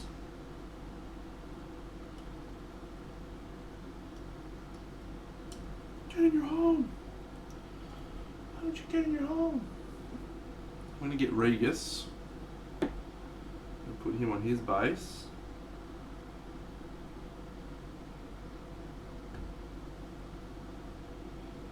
I'm going to get Bruenor.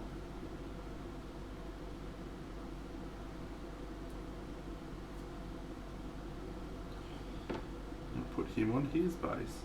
So this is literally something that I have to do multiple times throughout the paint job, because we need to check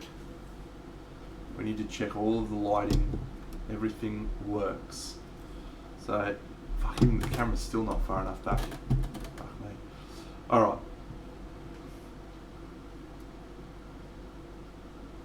So I did. Check out that snow stuff, it looks really good. So you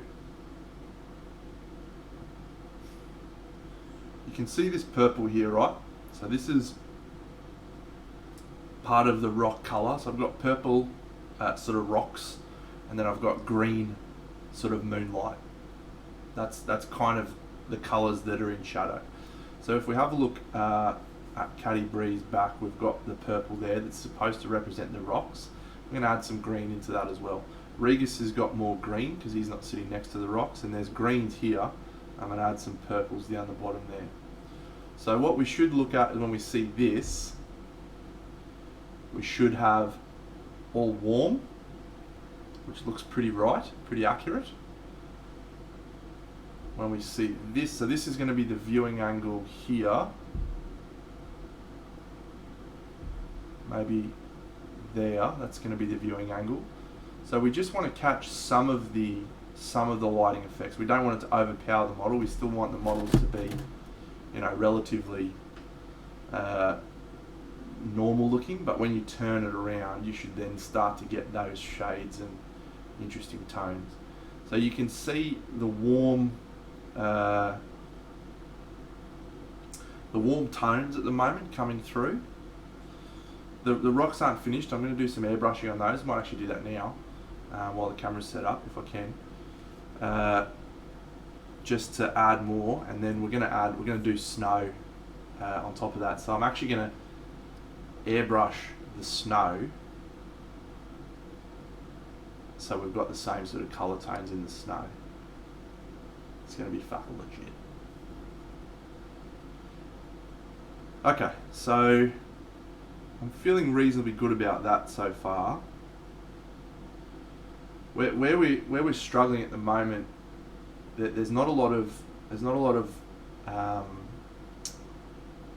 saturation in the rocks, and it's all very high value. So the airbrushing I'm going to do is going to be to reduce the value and just add a little bit more colour, a little bit more saturation. And I think Caddy Bree's face really needs to be warmer and really needs to grab your gaze, because she's the middle of the model, middle of the diorama, and she's got the red hair, and if she's not like landing well, we're going to struggle. So that's where we're at. This is what, 3 streams now? On fire. Now this is going to take a while, right? So, thanks Flickster. Yeah, it's going to take a while, because these are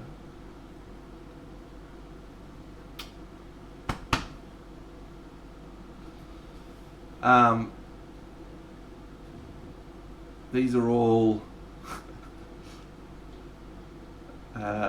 at a halfway point. They're not finished. Nothing's finished. We're just using it to get a really strong sense of what the model should look like when it's finished. So we'll go through and do this sort of feeling with all of them to get them all to this sort of stage. So we can then assess the diorama and go, okay, cool, I need to make some tweaks here. This needs more value, this needs more shadow. And I'm actually going to do the snow really early. I'm going to do the snow probably pretty soon. So before I do the snow, I'm going to add grass tufts. I'm not going to paint the tufts. I'm going to actually have pale grass tufts, like just the colour of the twine. And then I'll do some airbrushing. So they'll change colour a bit, but yeah.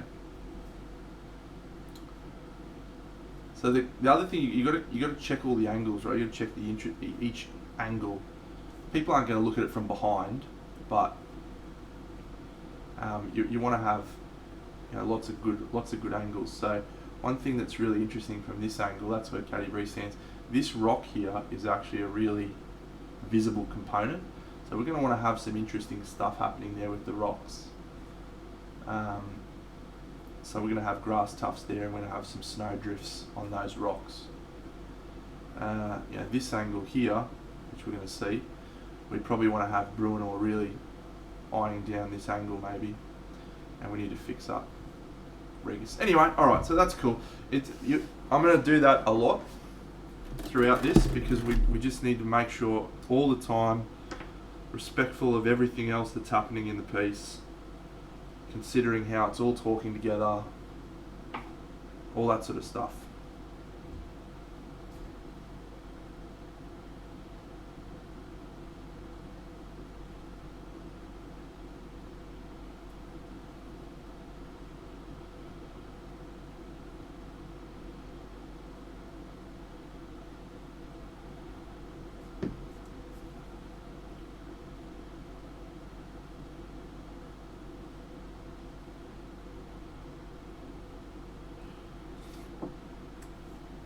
Nope, it is not Adjadal.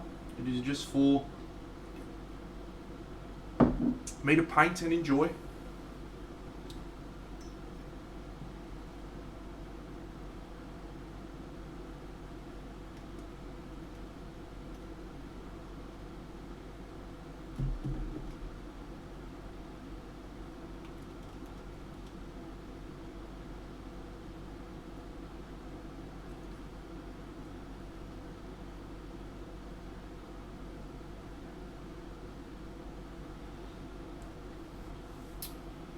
That is a Sony Handycam AX33, I think, if I remember rightly.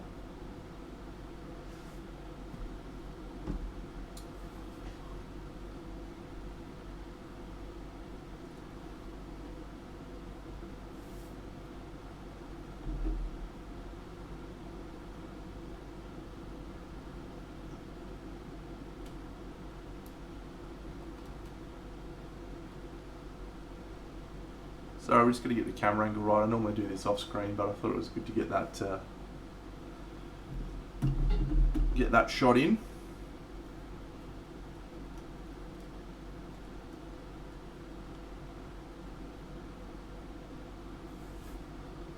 There we go. Cool.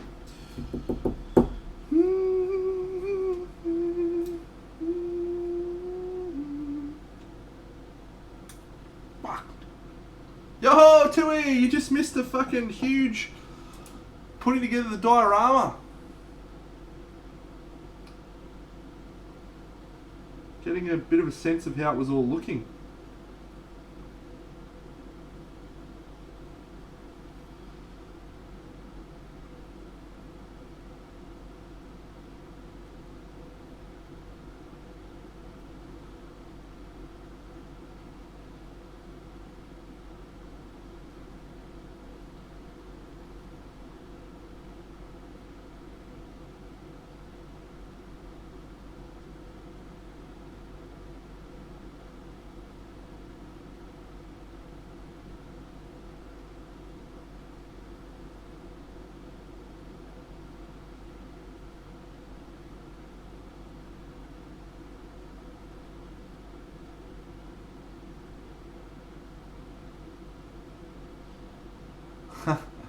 Yes, let's zoom in on the face. Get a bit closer to Bruenor.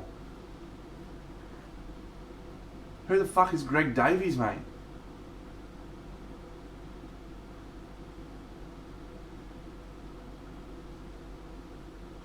I'm going to assume he's an attractive bloke, right? Because clearly I'm an attractive bloke.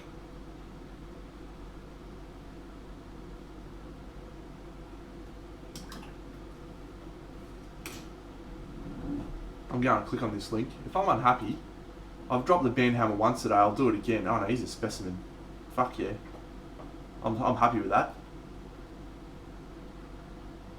I'll take that. You could have crushed me. Nah. Specimen.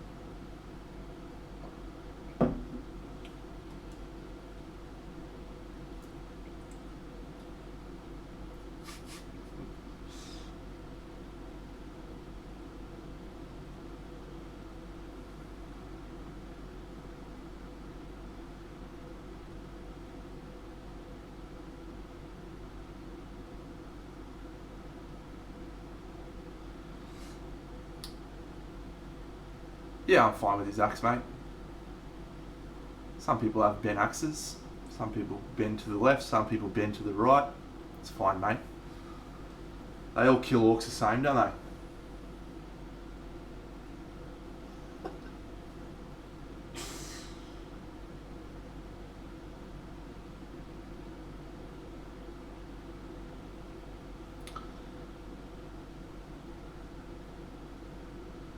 Well, I like the comparison even more now.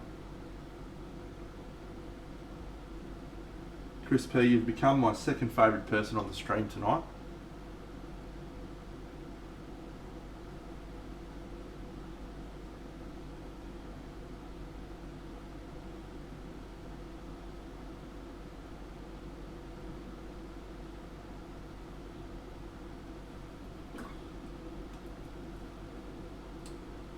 So, the way that I approach,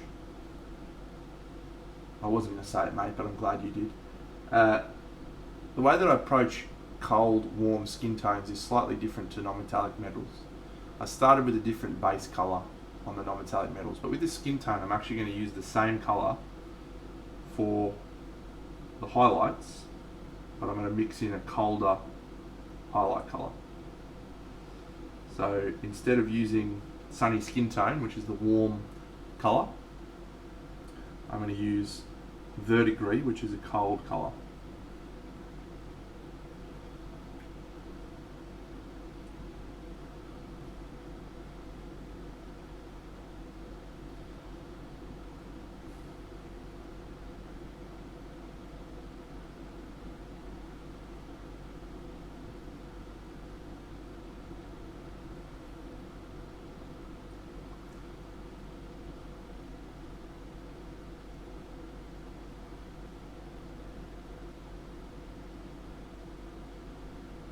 You know what's funny?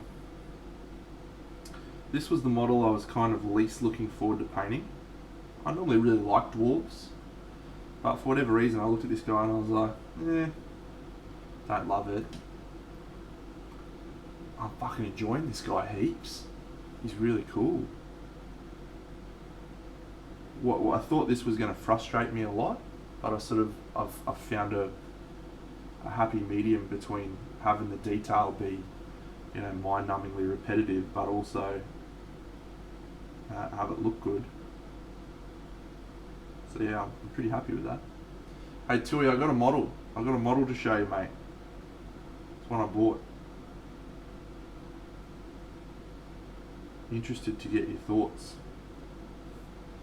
I've already shown it off on the stream, but I'm going to show it again. Because it's my stream and I can do whatever the fuck I want.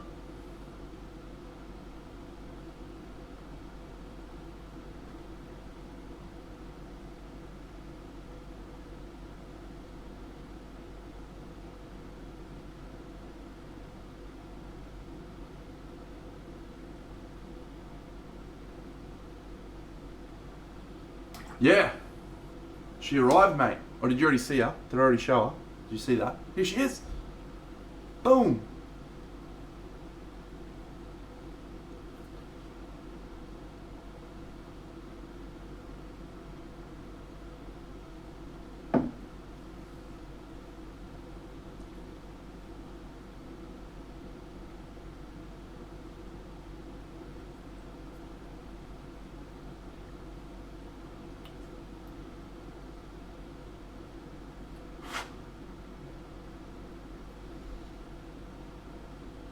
No, this isn't mine. I bought this from another painter. This is Will Paints on Instagram.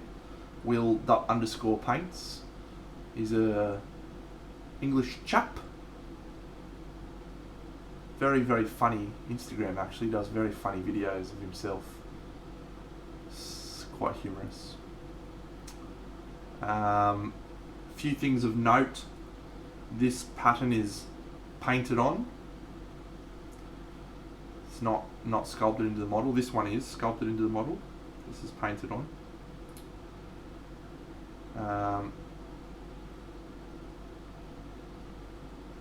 Let's zoom in on the eyes and the face.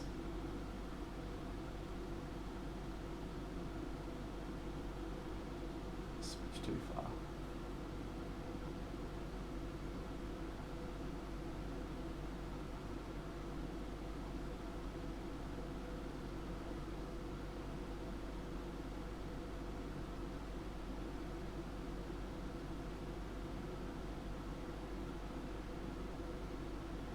One thing I think people don't realise about pro-painted models, right? Tui will confirm this for me, mate. There's always imperfections. Like you see photos and you think, fuck me, that's incredible, just flawless. When you see it in the hand, there's always little imperfections in the paint, little bumps and all sorts of stuff. I was talking earlier on the stream about this little tattoo here, this whole area.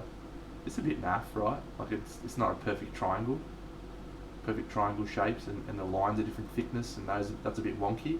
But when you're looking at it from here, you don't even notice. You're just like, that's fucking so legit. What?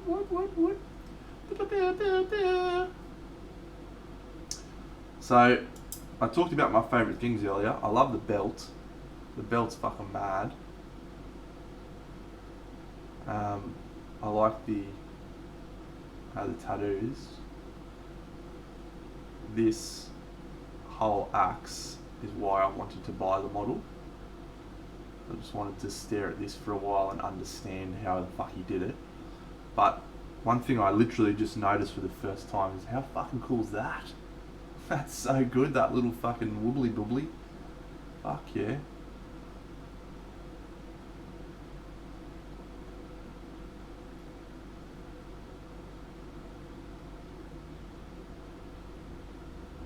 And yeah, I really like how he used the texture.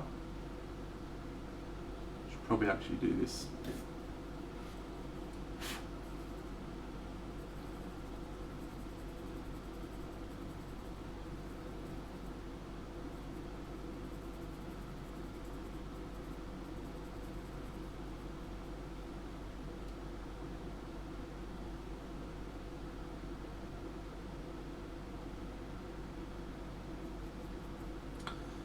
Yeah, I'm a fan of this model. I'm very, very pleased that she is in my collection. Couple of great highlight tips here, friends. One that I probably don't do enough of. Look at this highlight line here. I do, yeah, Chris. I did a lot of streams where I showed off all the models I have. I think I've got like 17 now, each from a different artist that I'm a big fan of. Everyone's default is for this to be a shadow because it is recessed. The light is coming from the top down, it is hitting this and bouncing back. Really, really, really cool. Same with this line down the chest. If you want to elevate your models and the highlights and stuff, think about that. Yeah, I've got a few people I need to add to my list of models I own. Tui's one of them. So is Natalia, both legends that have been on the stream.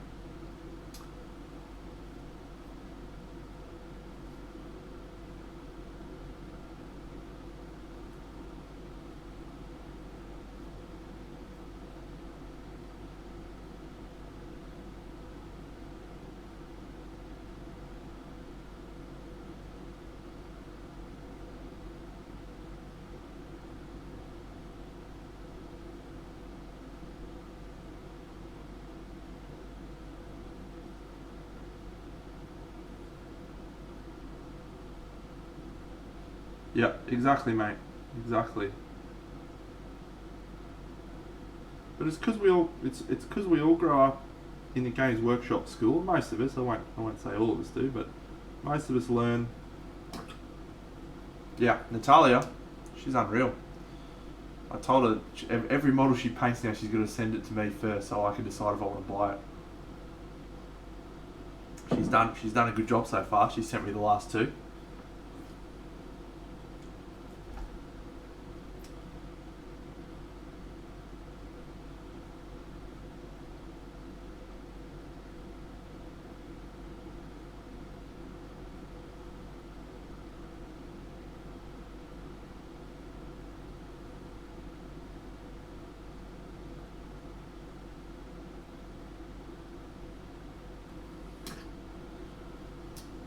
Yeah, she's great. I like her a lot. I like her a lot. Yeah, she does. She's doing about 2 a week at the moment. Orach Art is her stream. I'm a manager, mate. I manage teams of people running retail stores.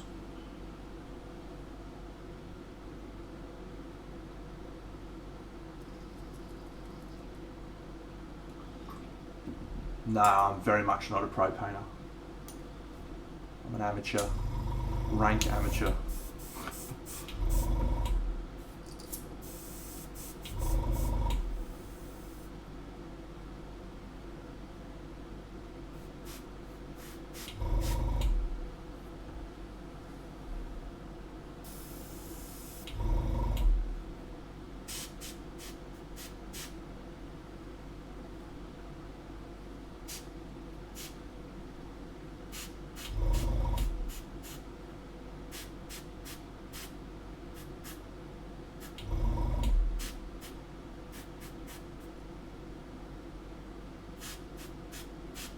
I mean, if you want to get technical on definitions, I am a rank amateur, because I don't do it as a profession. See you, Lopez. Talk to you tomorrow, mate.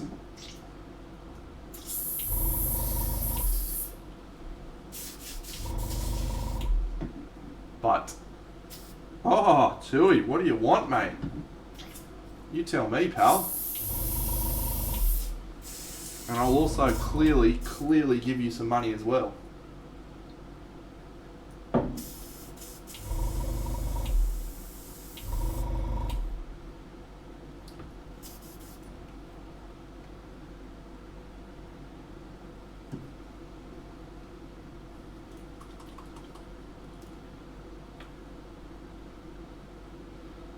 So some people would choose to highlight this surface like a normal person and be like, I'm just going to do highlights and shadows like a normal person. Big Deno does not miss an opportunity to crack out the airbrush, hey?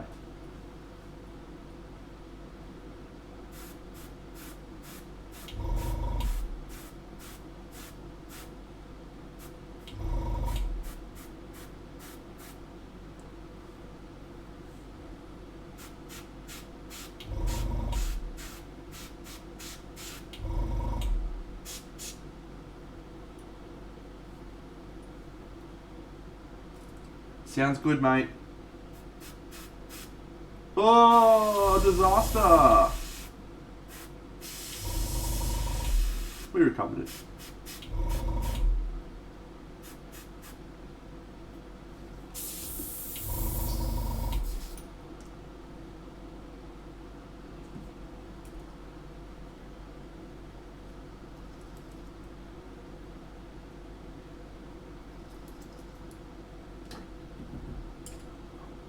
Oh, thanks, Dial Art.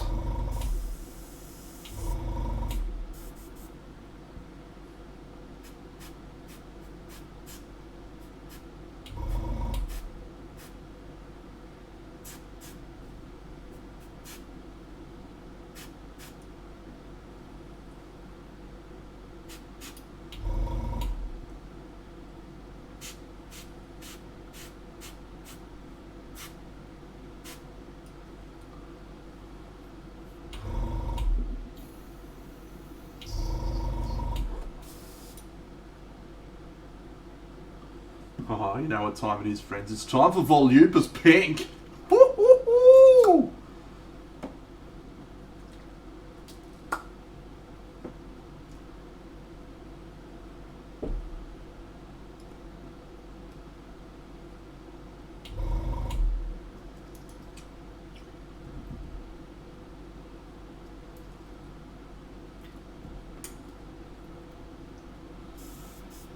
Topulus, can I ask you a legitimate question?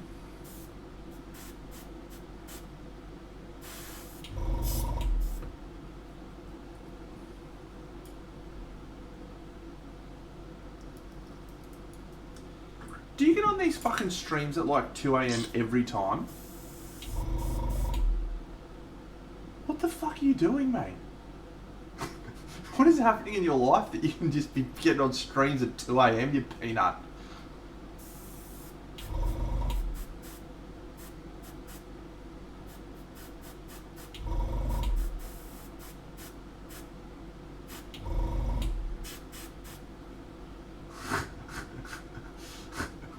Someone needs to have a chat with that guy, seriously. Like, I know I'm funny, I know I'm charismatic and all that, but come on, mate. Surely you've got better things to do with your time. Like, I don't know, sleep.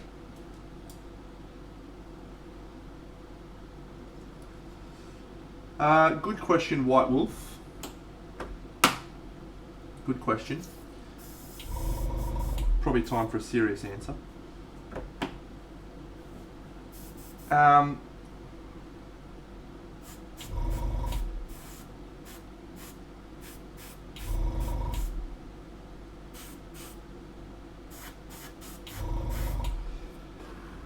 think everyone should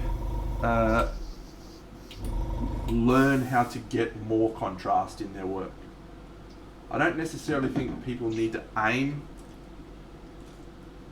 for more contrasts in their final pieces, but I think if people don't know how to do it, then they're setting themselves up for failure. Because if you look at the best miniature painters in the world, definitely not me, contrast is what sets them apart from the painters who want to be great, like me. Their control over the contrasts in things. That's the difference, I think.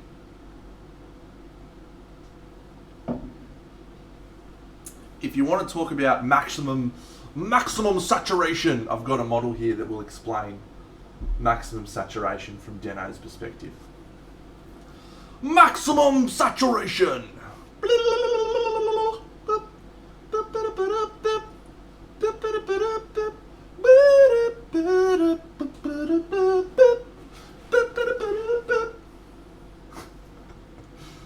Does anyone remember that fucking sax guy? How good was that? I fucking love the internet. Yeah.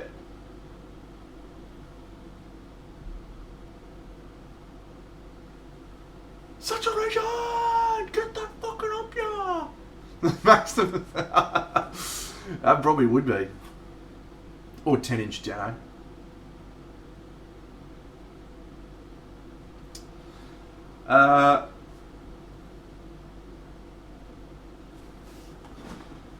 Look, everyone's got to find their own style, but I do think that you need to be able to know how to do something before you decide to break the rules, if you know what I mean.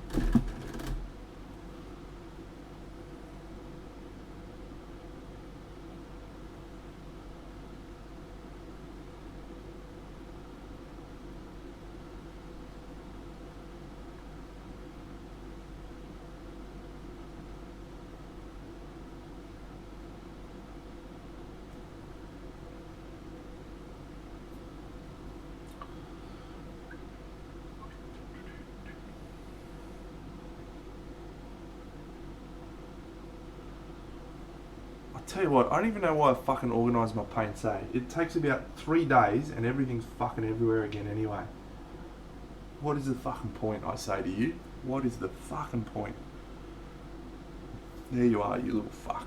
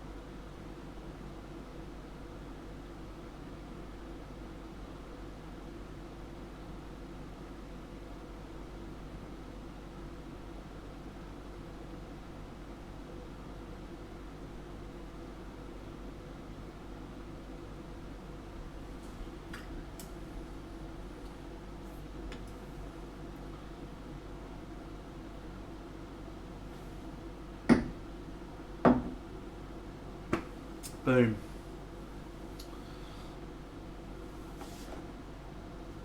It's a very good piece of advice, Dr. Flink, that you received.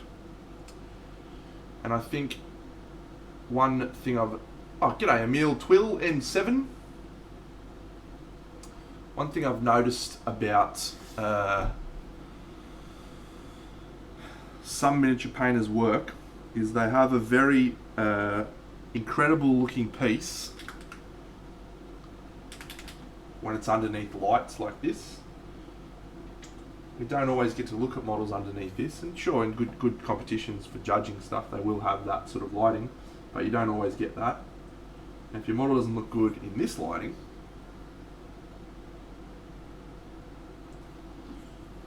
you're in trouble.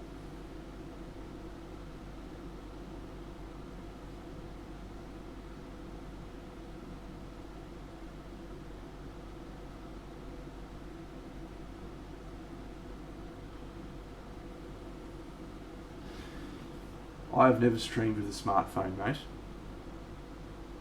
I barely stream with my fucking computer, let's be honest.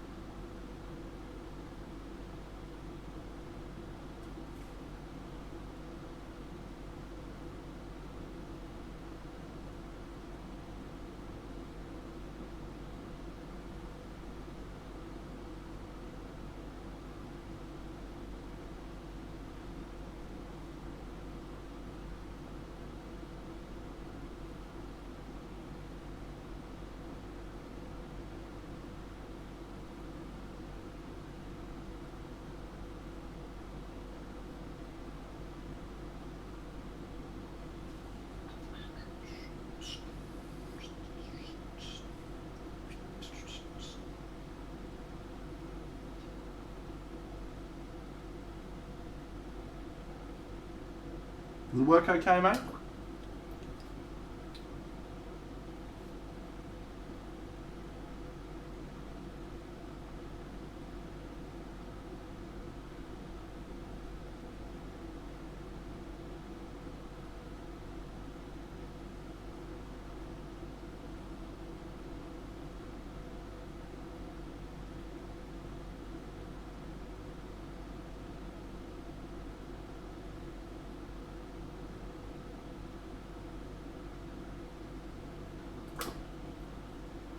Oh no. Don't do it to me, mate. What are we singing? 4,000 points, that's not enough.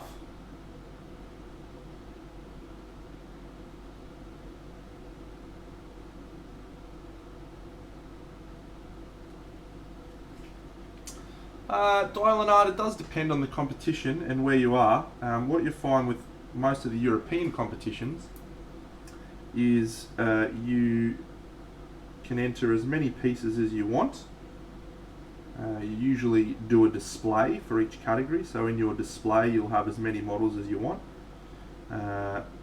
You usually have both a masters and a standard category, in my experience, that you can choose to enter.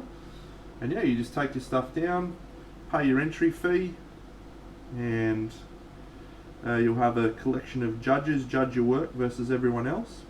And the other main difference of a European painting competition is the European style is very inclusive. If they believe your work deserves a gold medal, then you get a gold medal, irrespective of how many other people are also getting gold medals. They basically say, this is the standard that we believe is gold, and if your model's above it, you get a gold. Whereas in some of the American competitions, they do a first, second, third, and that's it. So the American competitions tend to be a little bit more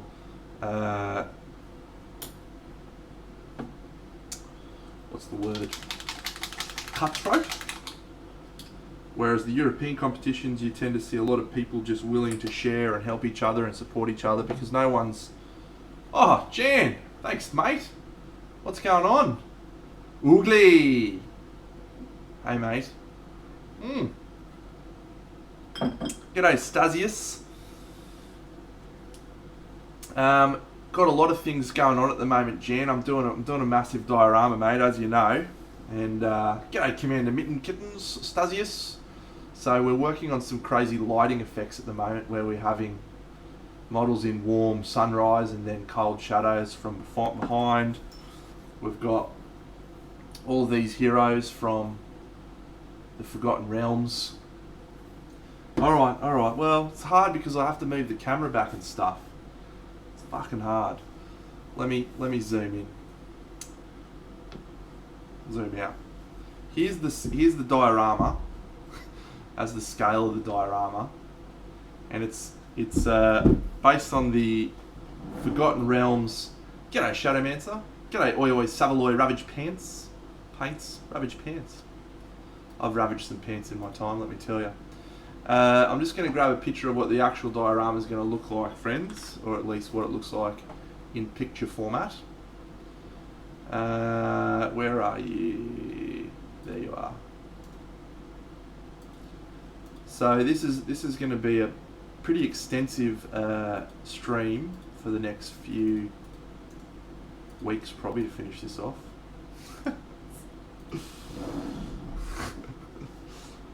This is the diorama. So if you're familiar with R.A. Salvatore's book series based in the Forgotten Realms, we have Drizzt, the Dark Elf, and his Panther. We have Caddy Bree in the middle, Bruenor down the bottom, Regus up the top, and Mighty Wolfgar at the back. So that is what I'm working on. It's taking a while, obviously, because it's pretty big. This concept is going to have a dawn, a warm light coming from the left. So all the models will be hit from the left. That's why you can see the lighting on this is there. Yeah. I might do now, just for that. Here's a model I painted on stream a little while back, new friends that might not have seen my work before. That's what I did. When did I do that? Was that like a week ago now? I don't remember. That was 2 weeks ago, because this is the one I did last week. That's the one I did last week. That's my last 2 weeks.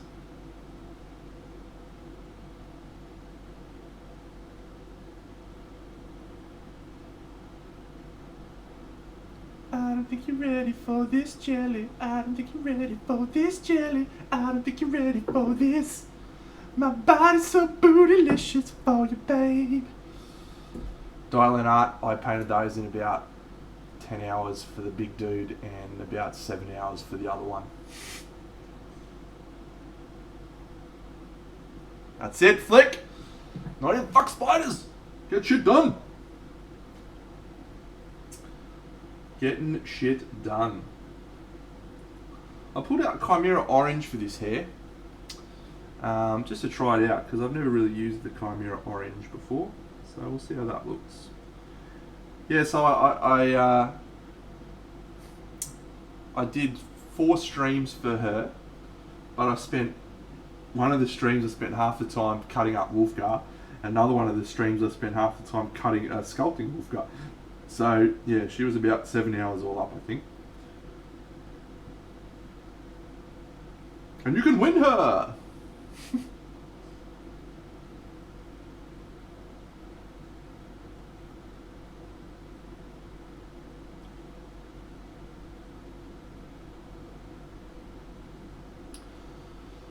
Indeed, the other half was singing badly.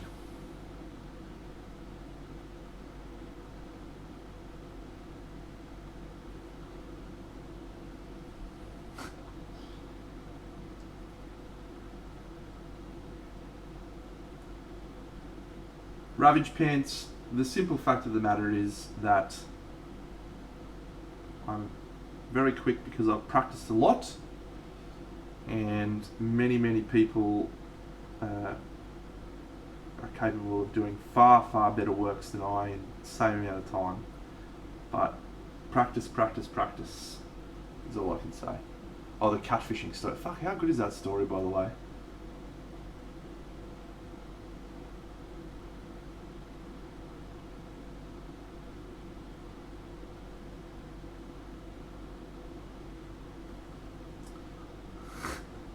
My problem now, though, right, is I've set myself a bar of having glorious stories like that every time, and I don't know if I'm ever going to be able. Like, that's probably one of my best stories, if not my best. Some of the other ones are maybe a bit too risque for the stream, but even then, like, how do you top Pete LeBlanc?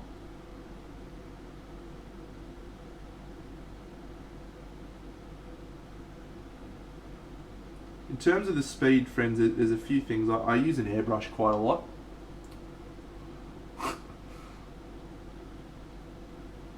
And I tend to be pretty humble about a lot of the stuff I do, but I tell you right now, I do have mad airbrush skills,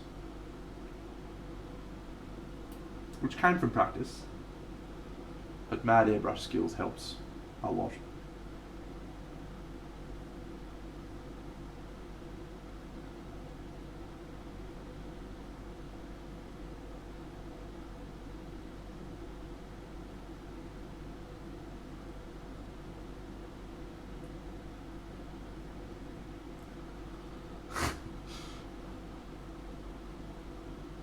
The Pete LeBlanc story is from a stream about a week ago. And I told a story about a friend of mine who I went on an overseas trip with. Another friend of mine spent the previous 5-6 months catfishing him and pretending him he was an interesting character.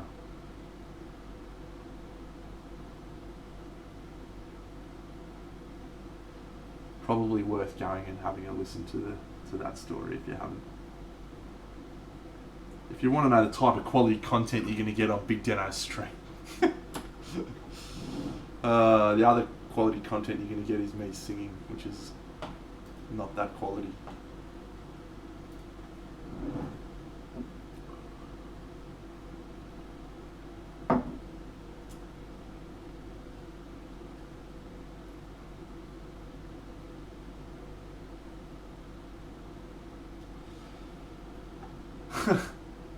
So I'm just going to explain one of the core concepts I've got around the lighting. So one of the ways I'm keeping the lighting on all of the models consistent is I'm using the same highlight colors. Irrespective of the color, I'm moving into the same highlight colors. So for the warm side, it's Sunny Skin Tone, which is this color. As you can see, it's quite a warm color. And for the cold side, I'm moving into this color, which is called Verdigris. So by mixing those two colours in with whatever colour I'm highlighting and shading, we tend to get a similar atmosphere across all the models. So what we're gonna have to do as we progress, imagine that whole stream of me just fucking singing. As we progress in the paint job, what we're gonna find is that we're gonna tweak and refine each of these highlights and sections, and they may not end up being exactly the same as this warm. Hey Plank Walker, g'day mate, welcome. Thanks for reporting in. Feel free to go back to lurking or join us, whichever you prefer. We're happy for both. So the reason I'm explaining that right now is I'm doing exactly the same highlight colours as I used on the metallic surfaces. Now, as I've again discussed, nothing in this project that I'm doing right now is in a finished state. Or we're just trying to get a really strong sense of what each model is going to look like in its final state before we start committing to spending more time. G'day Loza, 1987. Loza.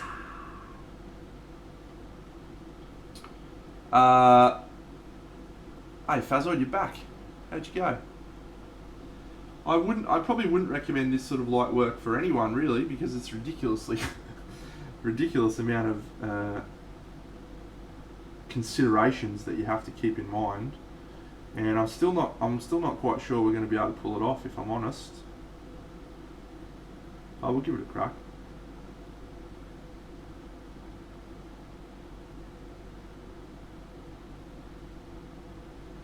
If you're doing a diorama, I think what you very much need to keep in mind is the models are existing in the same environment. So you have to have a similar feeling across all of those models. So if you're not considering the lighting from the same source for all of those models, then yeah, you're probably doing something wrong. So you do need to consider the light source, whether you choose to do two lighting, warm and cold, and that sort of gear. That's for the crazy people to decide.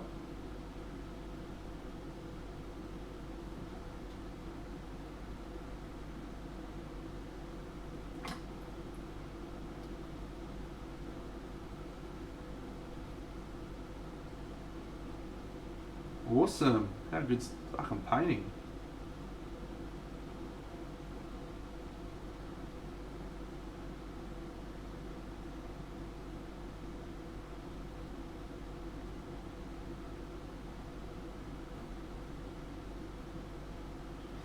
So I got two pieces of advice. If you want to get faster, awesome Sharkworld.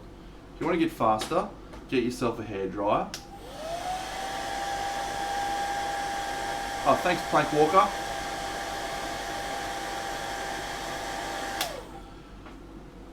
Because I reckon I shave about 30 to 40% of my time, bang, by hair drying stuff.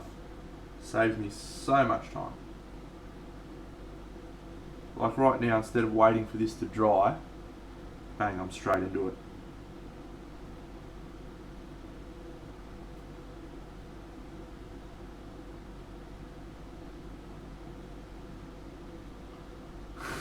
Yeah, you are proper fucked.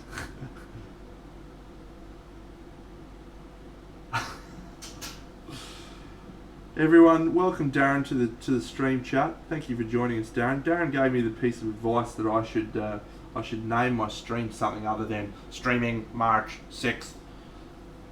Robot streaming. He suggested I should name it something interesting, so I took his advice. And now he comes in here and bees a peanut about it anyway. Thanks, Dylan Art. Hey, Freezy, by the way. How funny was Wedgie spraying the fucking cider everywhere last night? Hi, buddies, minis.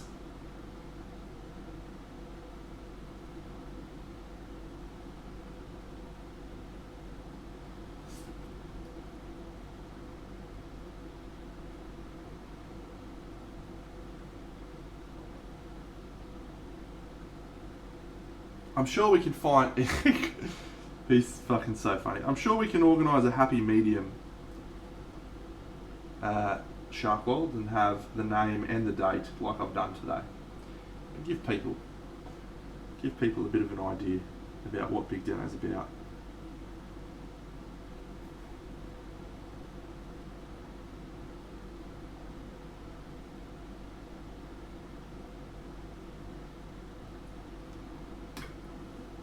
Oh, you're not allowed to talk about it.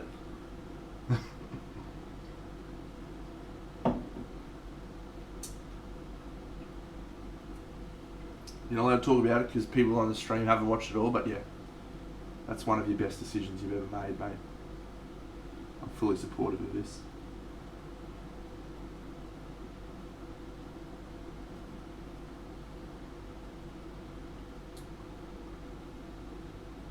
Yeah, I think I did talk about that a little while back too, but I'm happy to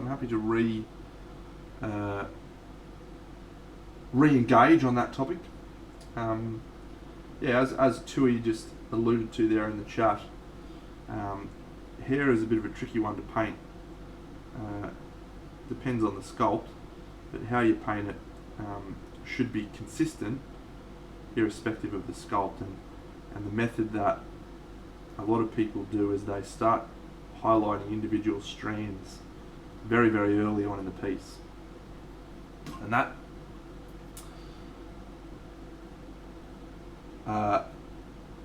Dr. Flint, you can just click a button on your Twitch and it just automatically uploads it. You don't have to do shit. I just go boop, and it goes up. So when you're highlighting hair, you need to look at the best thing I can recommend when you're starting out trying to paint hair is to go and look at a couple of shampoo bottles or shampoo commercials. The pictures on shampoo bottles will give you a fantastic idea of, firstly, where hair highlights should go, and secondly, how to highlight them. So the first thing you should do, thanks mate, the first thing you should do is look at where the light is respective to you as a viewer, because it changes based on your view. And then you want to start by building up in clumps, like in big chunks of highlights, like I've sort of done here, right?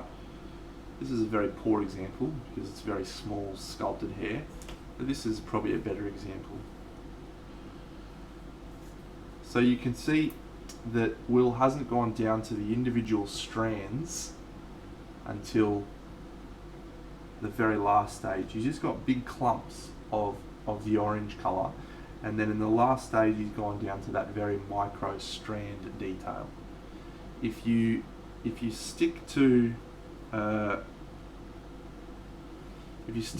clumps for most of the way through, and what you'll find is you get a more realistic volume, because the hair's so small.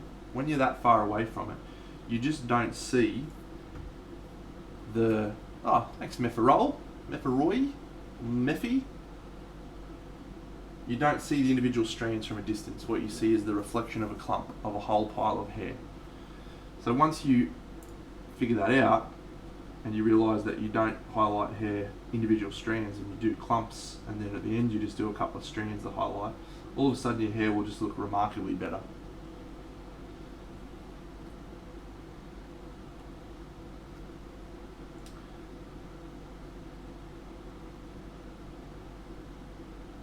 I've added some significant challenges for myself by trying to combine this lighting stuff with all my stuff. G'day mate, how you going? Too much.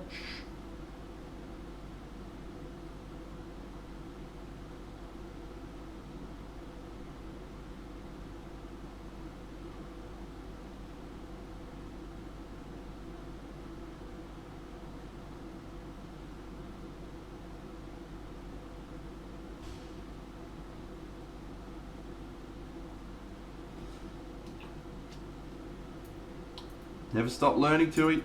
Never stop learning.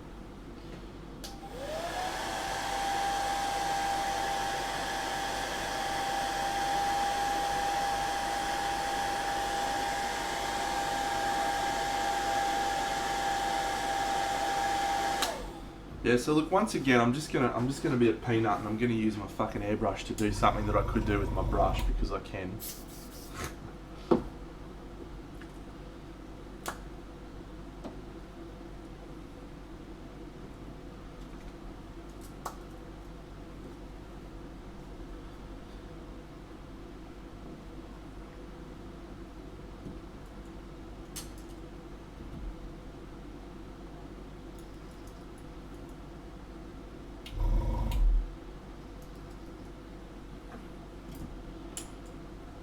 Yep. Spot on, Chris.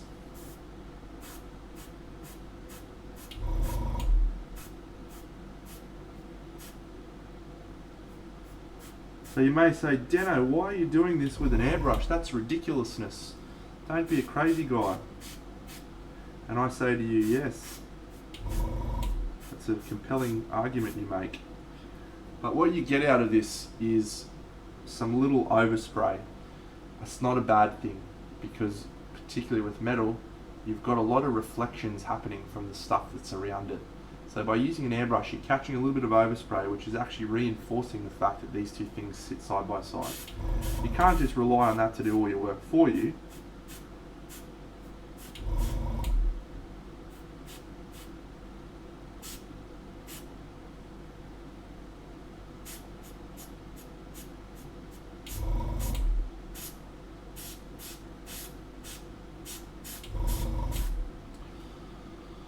It's your boy!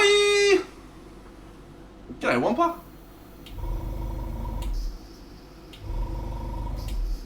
It's a Mobotron! Oh, g'day, Dominican Endodo. Fuck, I get your name wrong every time. I'm gonna start calling you Dodo. G'day, Dodo. How are you, mate?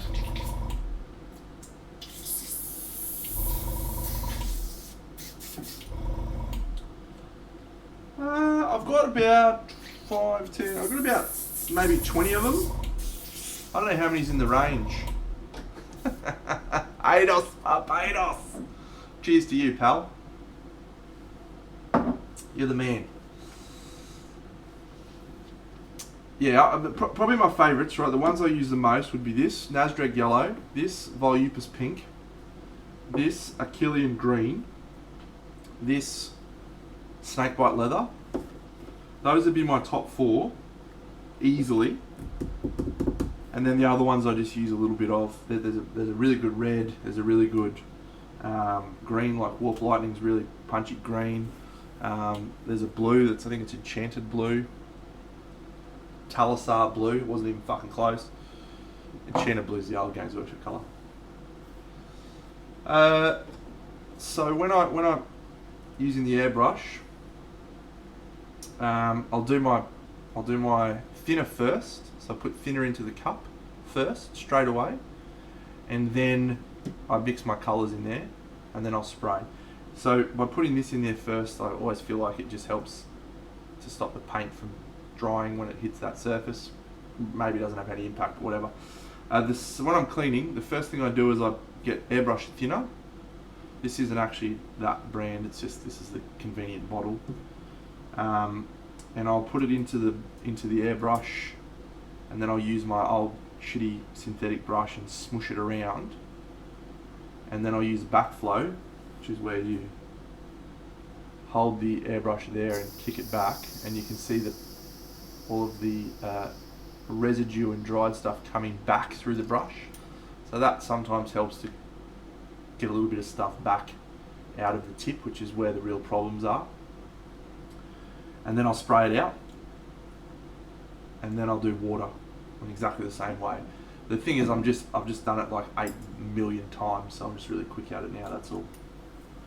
And sometimes I don't do that clean, like if I want to have a little bit of colour mixture between the two, I won't do that every time. But yeah. As always, friends, it's all about practice.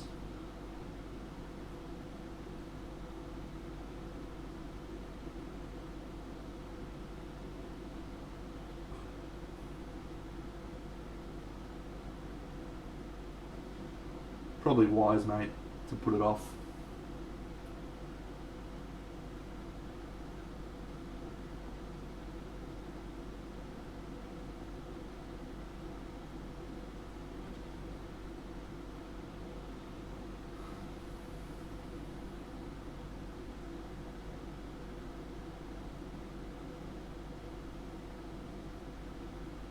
The biggest weakness of the airbrush is that it takes value that you've added into the model and it reduces that value. So what I'm doing right now is re-adding shadows, and then I'll re-add lights. But because it's so quick and does so much work for smoothing blends, I still find it a time saver. Oh, thanks Barbados Slim for subscribing, you amazing human.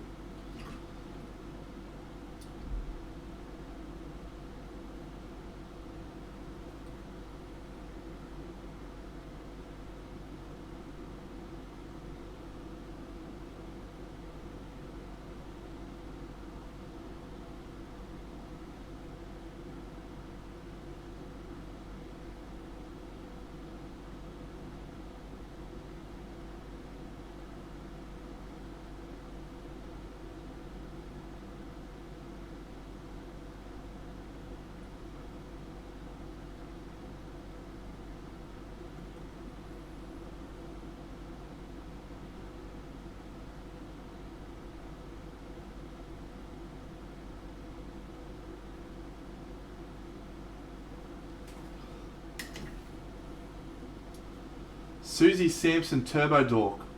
I agree. I agree completely.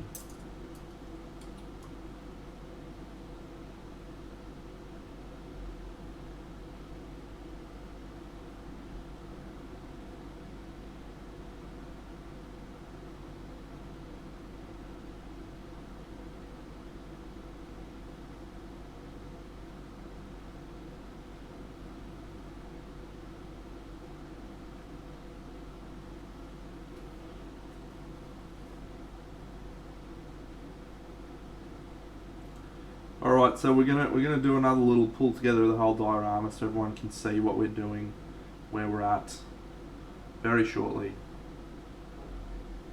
Get a real sense of the whole piece.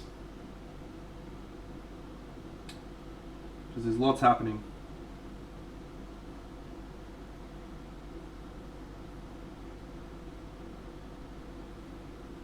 And I need to start across it.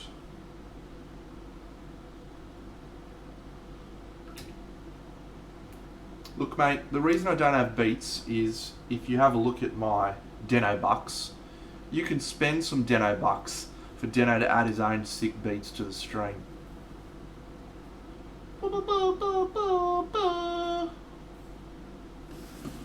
Also, I don't know how to do it.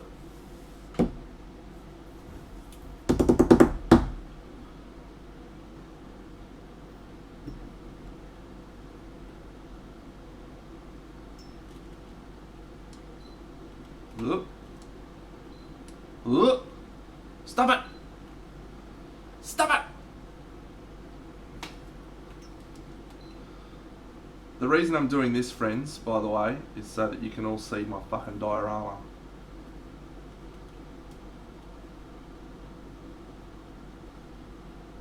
In full Technicolor.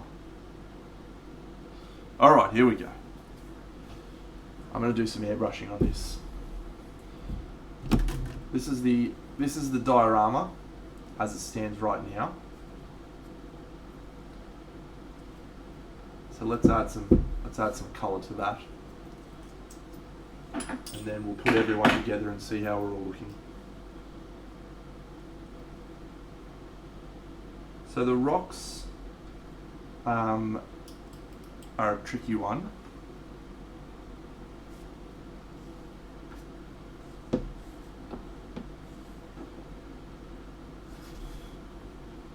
I'm just looking at the three dudes. They look sick together actually. I'm stoked. So we want to have a warm colour for the rocks, but we don't want it to be grey. So I think we're going to go for a grey green. This colour is called Middlestone. So I'm actually going to add a little bit of that.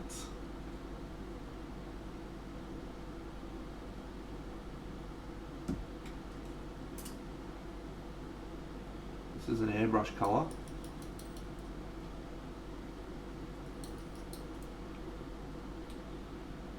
To a little bit of sunny skin tone and ivory mixed together.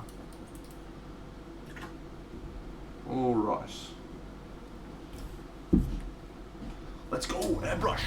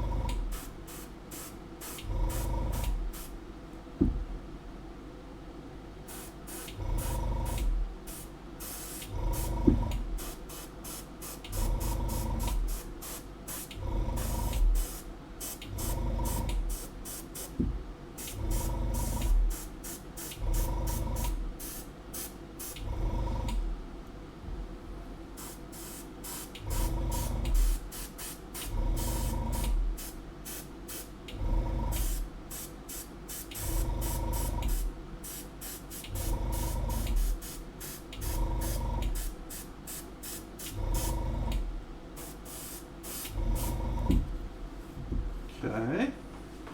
I'm going to add some shadows. No, I built all of this myself, and the minis are actually not. They're all separate minis that I've put together as well. It's all completely made up by Big Dinner. The man. You can win this, by the way, friends. Just subscribe.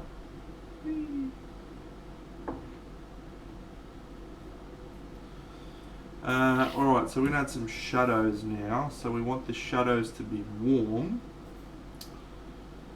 So remember, there's going to be snow covering a lot of this.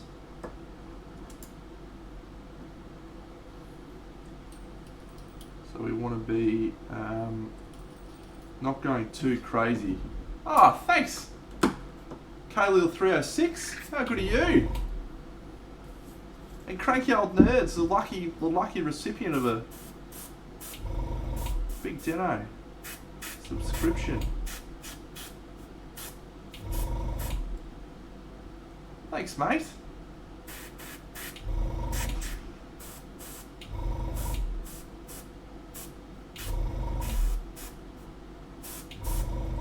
So again, I was talking about this before. I'm trying to add some saturation into this because this is all very desaturated at the moment. So by using some contrast paints and some more saturated colours, what we're doing is we're retaining the value change. So we've still got that light to dark change, but we're adding some more visual interest. So if you boiled my process down into two simple steps, it is over contrast and under deliver. Now over contrast and then bring back down. So again, we want this to be super warm. We want it to feel like the sun's rising, but we also want it to feel like each of those little things are separate elements that have their own interactions with colour. So I'm actually going to add some rock colour.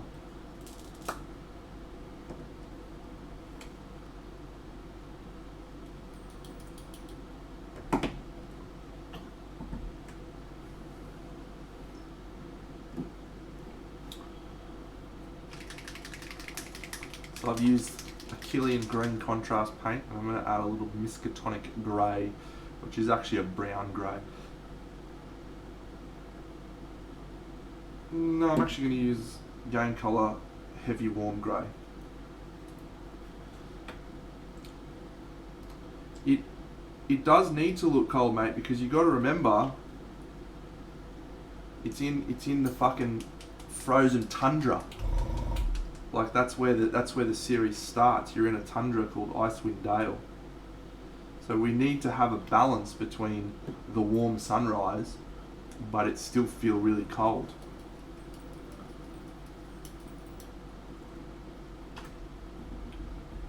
Yeah, it is a challenging project. I'm a fuckwit. Like, I've got mad regrets.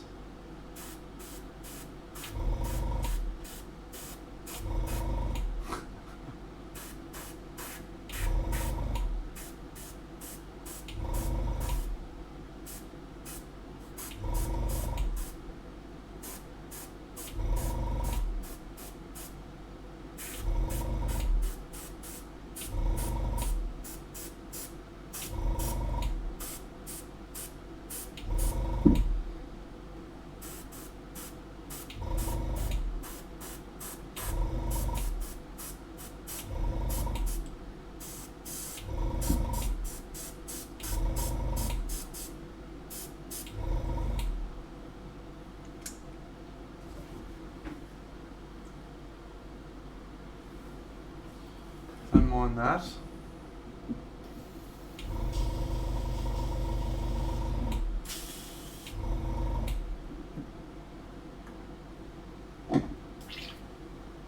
It's a big project.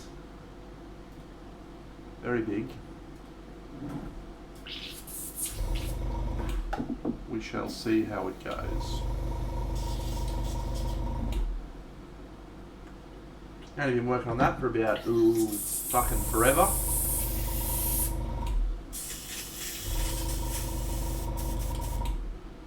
Alright, now I need to darken it, and to darken it I'm going to use an actual paint. I'm not going to use a contrast paint, because a contrast paint filters, so you still keep a lot of the same stuff. I actually want to darken the colour.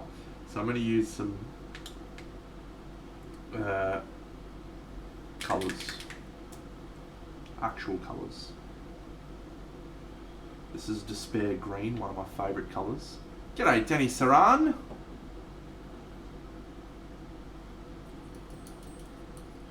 And a touch of black.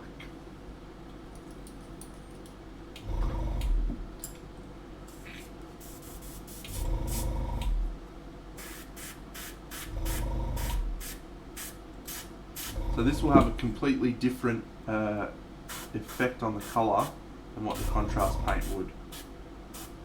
I'm actually using this to darken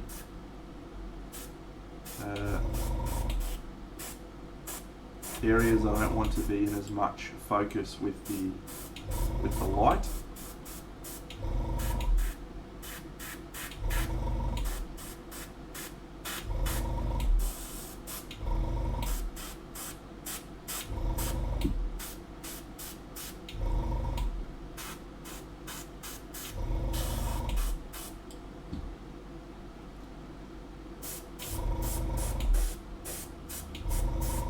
So I don't think I'm going to do too much more to this rock stuff, right? Because I'm going to be adding a heap of snow.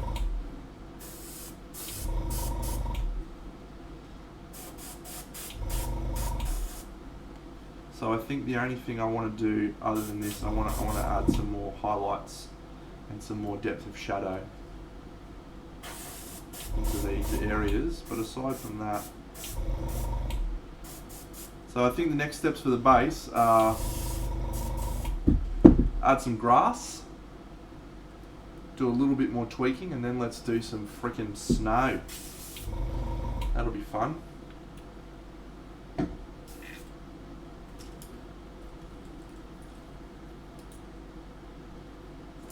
Alright. Let's put this bad boy together.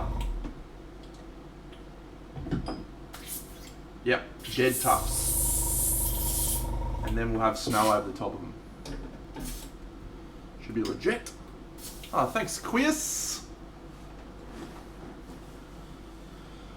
It's a quick hair dryer, so make sure everything's dry before I muck around with it.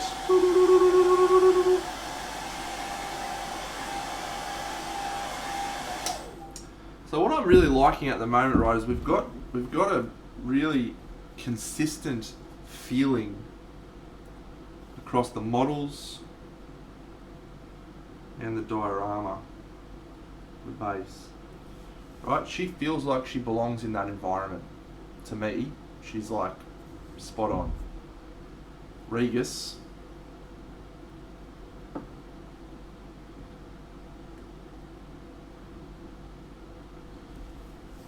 Also feels like he belongs in that environment. Mate, hairdryer changes your life. And Bruenor Battlehammer.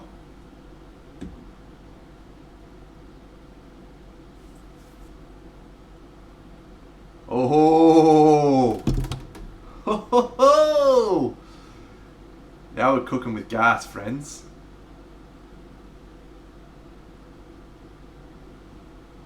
Am I right?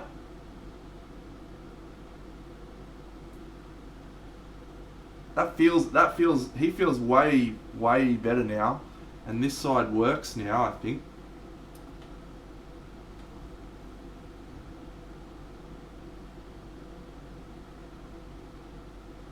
Yeah, I'm liking that. So when we get the snow is going to be interesting because the snow is very white. Can be detracting from some of the other stuff. So we need to consider that. Yeah, so there's some good harmonies here. The colours are right. The colours feel right to me for like a warm sunrise, and then sort of like just that darkness. I believe in a thing called love. Alright, so we're going to have a lot of grass here. We're going to have some snow in this sort of area, some snow here. A lot of snow down the ground here, but I want it to be like melting snow, so it won't be fully white. And again, reiterate, none of these guys are finished. We just need to get the sense of how they're feeling in the environment. So the one thing I really like about what I just did there is by lowering the value of the rocks were very strong before. We get a much better appreciation for the models, like the models stand out more. So yeah, promising stuff. Just gonna grab a couple of the other dudes and put them on. Wolfgar, son of Bjorngar, get in there, son.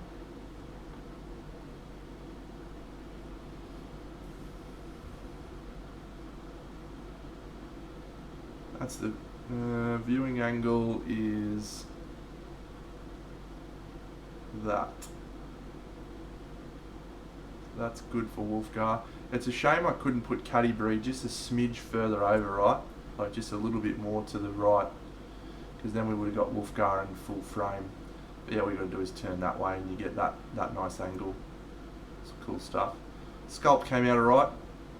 He doesn't look out of place. It's a good idea, Tui. Very good idea. Let's put the cat in.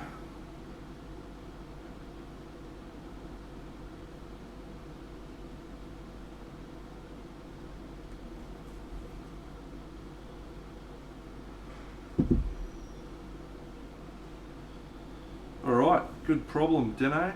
Didn't look at the cat's feet. So we'll need to do a little rock there, I think. That's cool. We have the technology, we can put a rock there.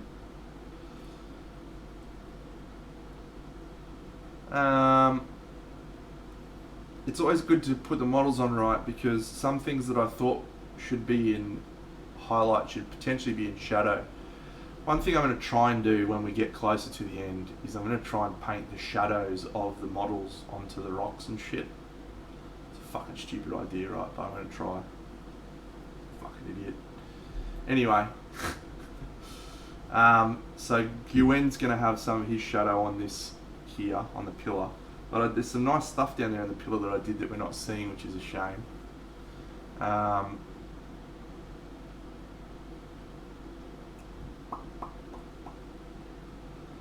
Bruenor's shadow will be pretty easy. That's just going to be along there. Regis won't have one. He won't have one other than a little bit on the back. Caddy Bree's the main one. Caddy Bree's the main one. We've got to get her shadow right on the wall. Perfect. Because that again will be that point of visual interest when you're in this angle. you'll see her shadow on the wall. That was a little something I planned. And let's get the last guy in there so we can see. I'm not going to be doing this on every stream, alright? So you should all be very grateful, because it's annoying as fuck to have to move my camera back and forwards. But I will be checking this sort of stuff regularly. So the reason, like, you look at the way Drizzed is looking, right? So that, again, viewing angle is this. Katie Bree had fucking put her foot in her rock like she's supposed to. Come on, you mug. Anyway, let's assume she's like this. Stop fucking doing that, you idiot.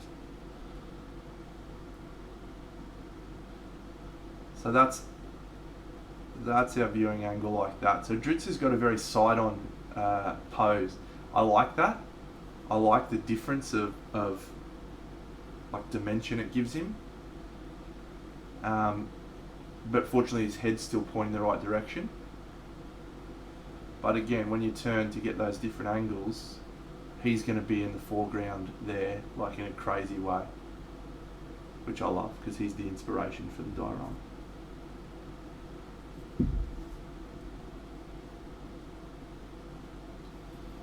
There we go. That's where we're at, friends.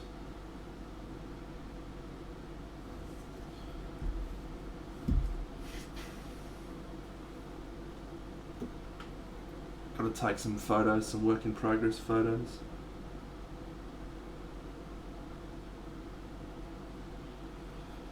This is about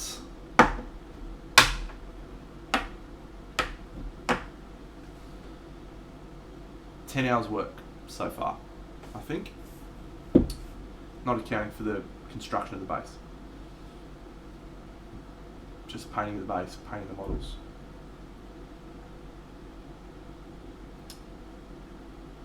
Good. Alright, friends. The rock's made out of cork, bark, sculpted milliput, rock, actual rocks, and that's it.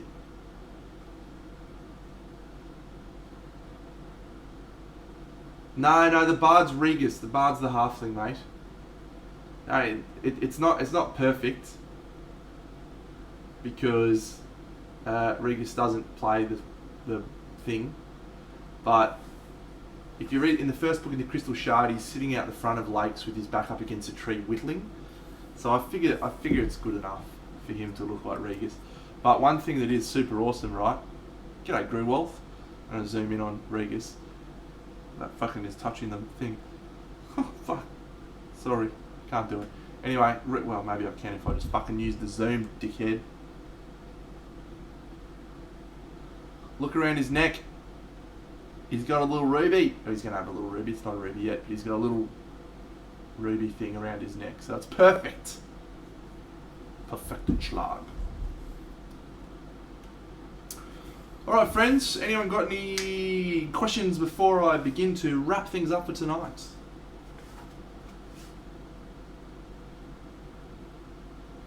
I have a question. Who the fuck are we going to raid? Let's raid some motherfuckers!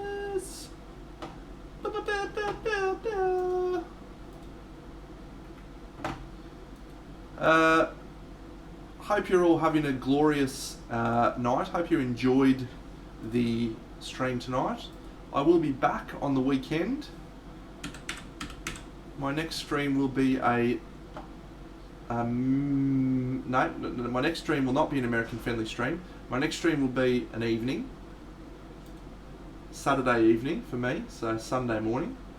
So Saturday morning for most of you. I already talked about it, Freezy. I've already committed to doing it, mate. You've picked yourself up a free elves faction for Underworlds. It's happening. It's happening when I finish this. Probably I'll do them. They're fucking. I can't stop thinking about them. Thanks, Dodo. You're a champion. Thanks, Oogly.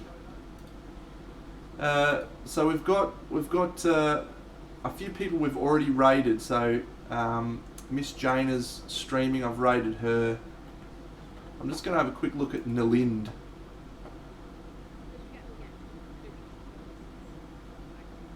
streaming some Necrons. Don't love Necrons, really. Who else have we got? Ooh, Gyrus Maximus is doing Smelt Rats from Necromunda. No, his camera's awful. Come on, Gyrus. Sort your shit out, mate.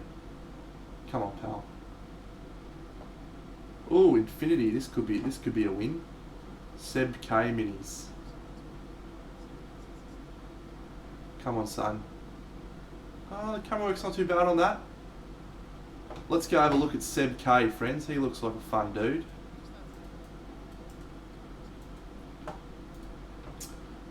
Oh, you reckon Orthoba Studio? Shit, I'm struggling now. You've made me second guess myself. Where's Orthoba Studio? Where are you, mate? I don't see him streaming. Oh, there he is. Oh, he's doing a Mortarian. I like that model. Alright, I trust you, Jan. I trust your wise wisdom. Let us raid Orthoba Studio. Raid! We fucking raid, motherfuckers!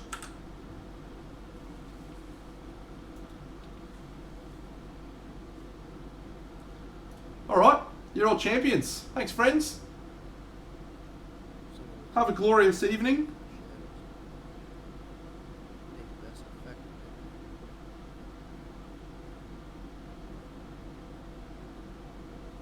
Let's fucking go, friends. Woo!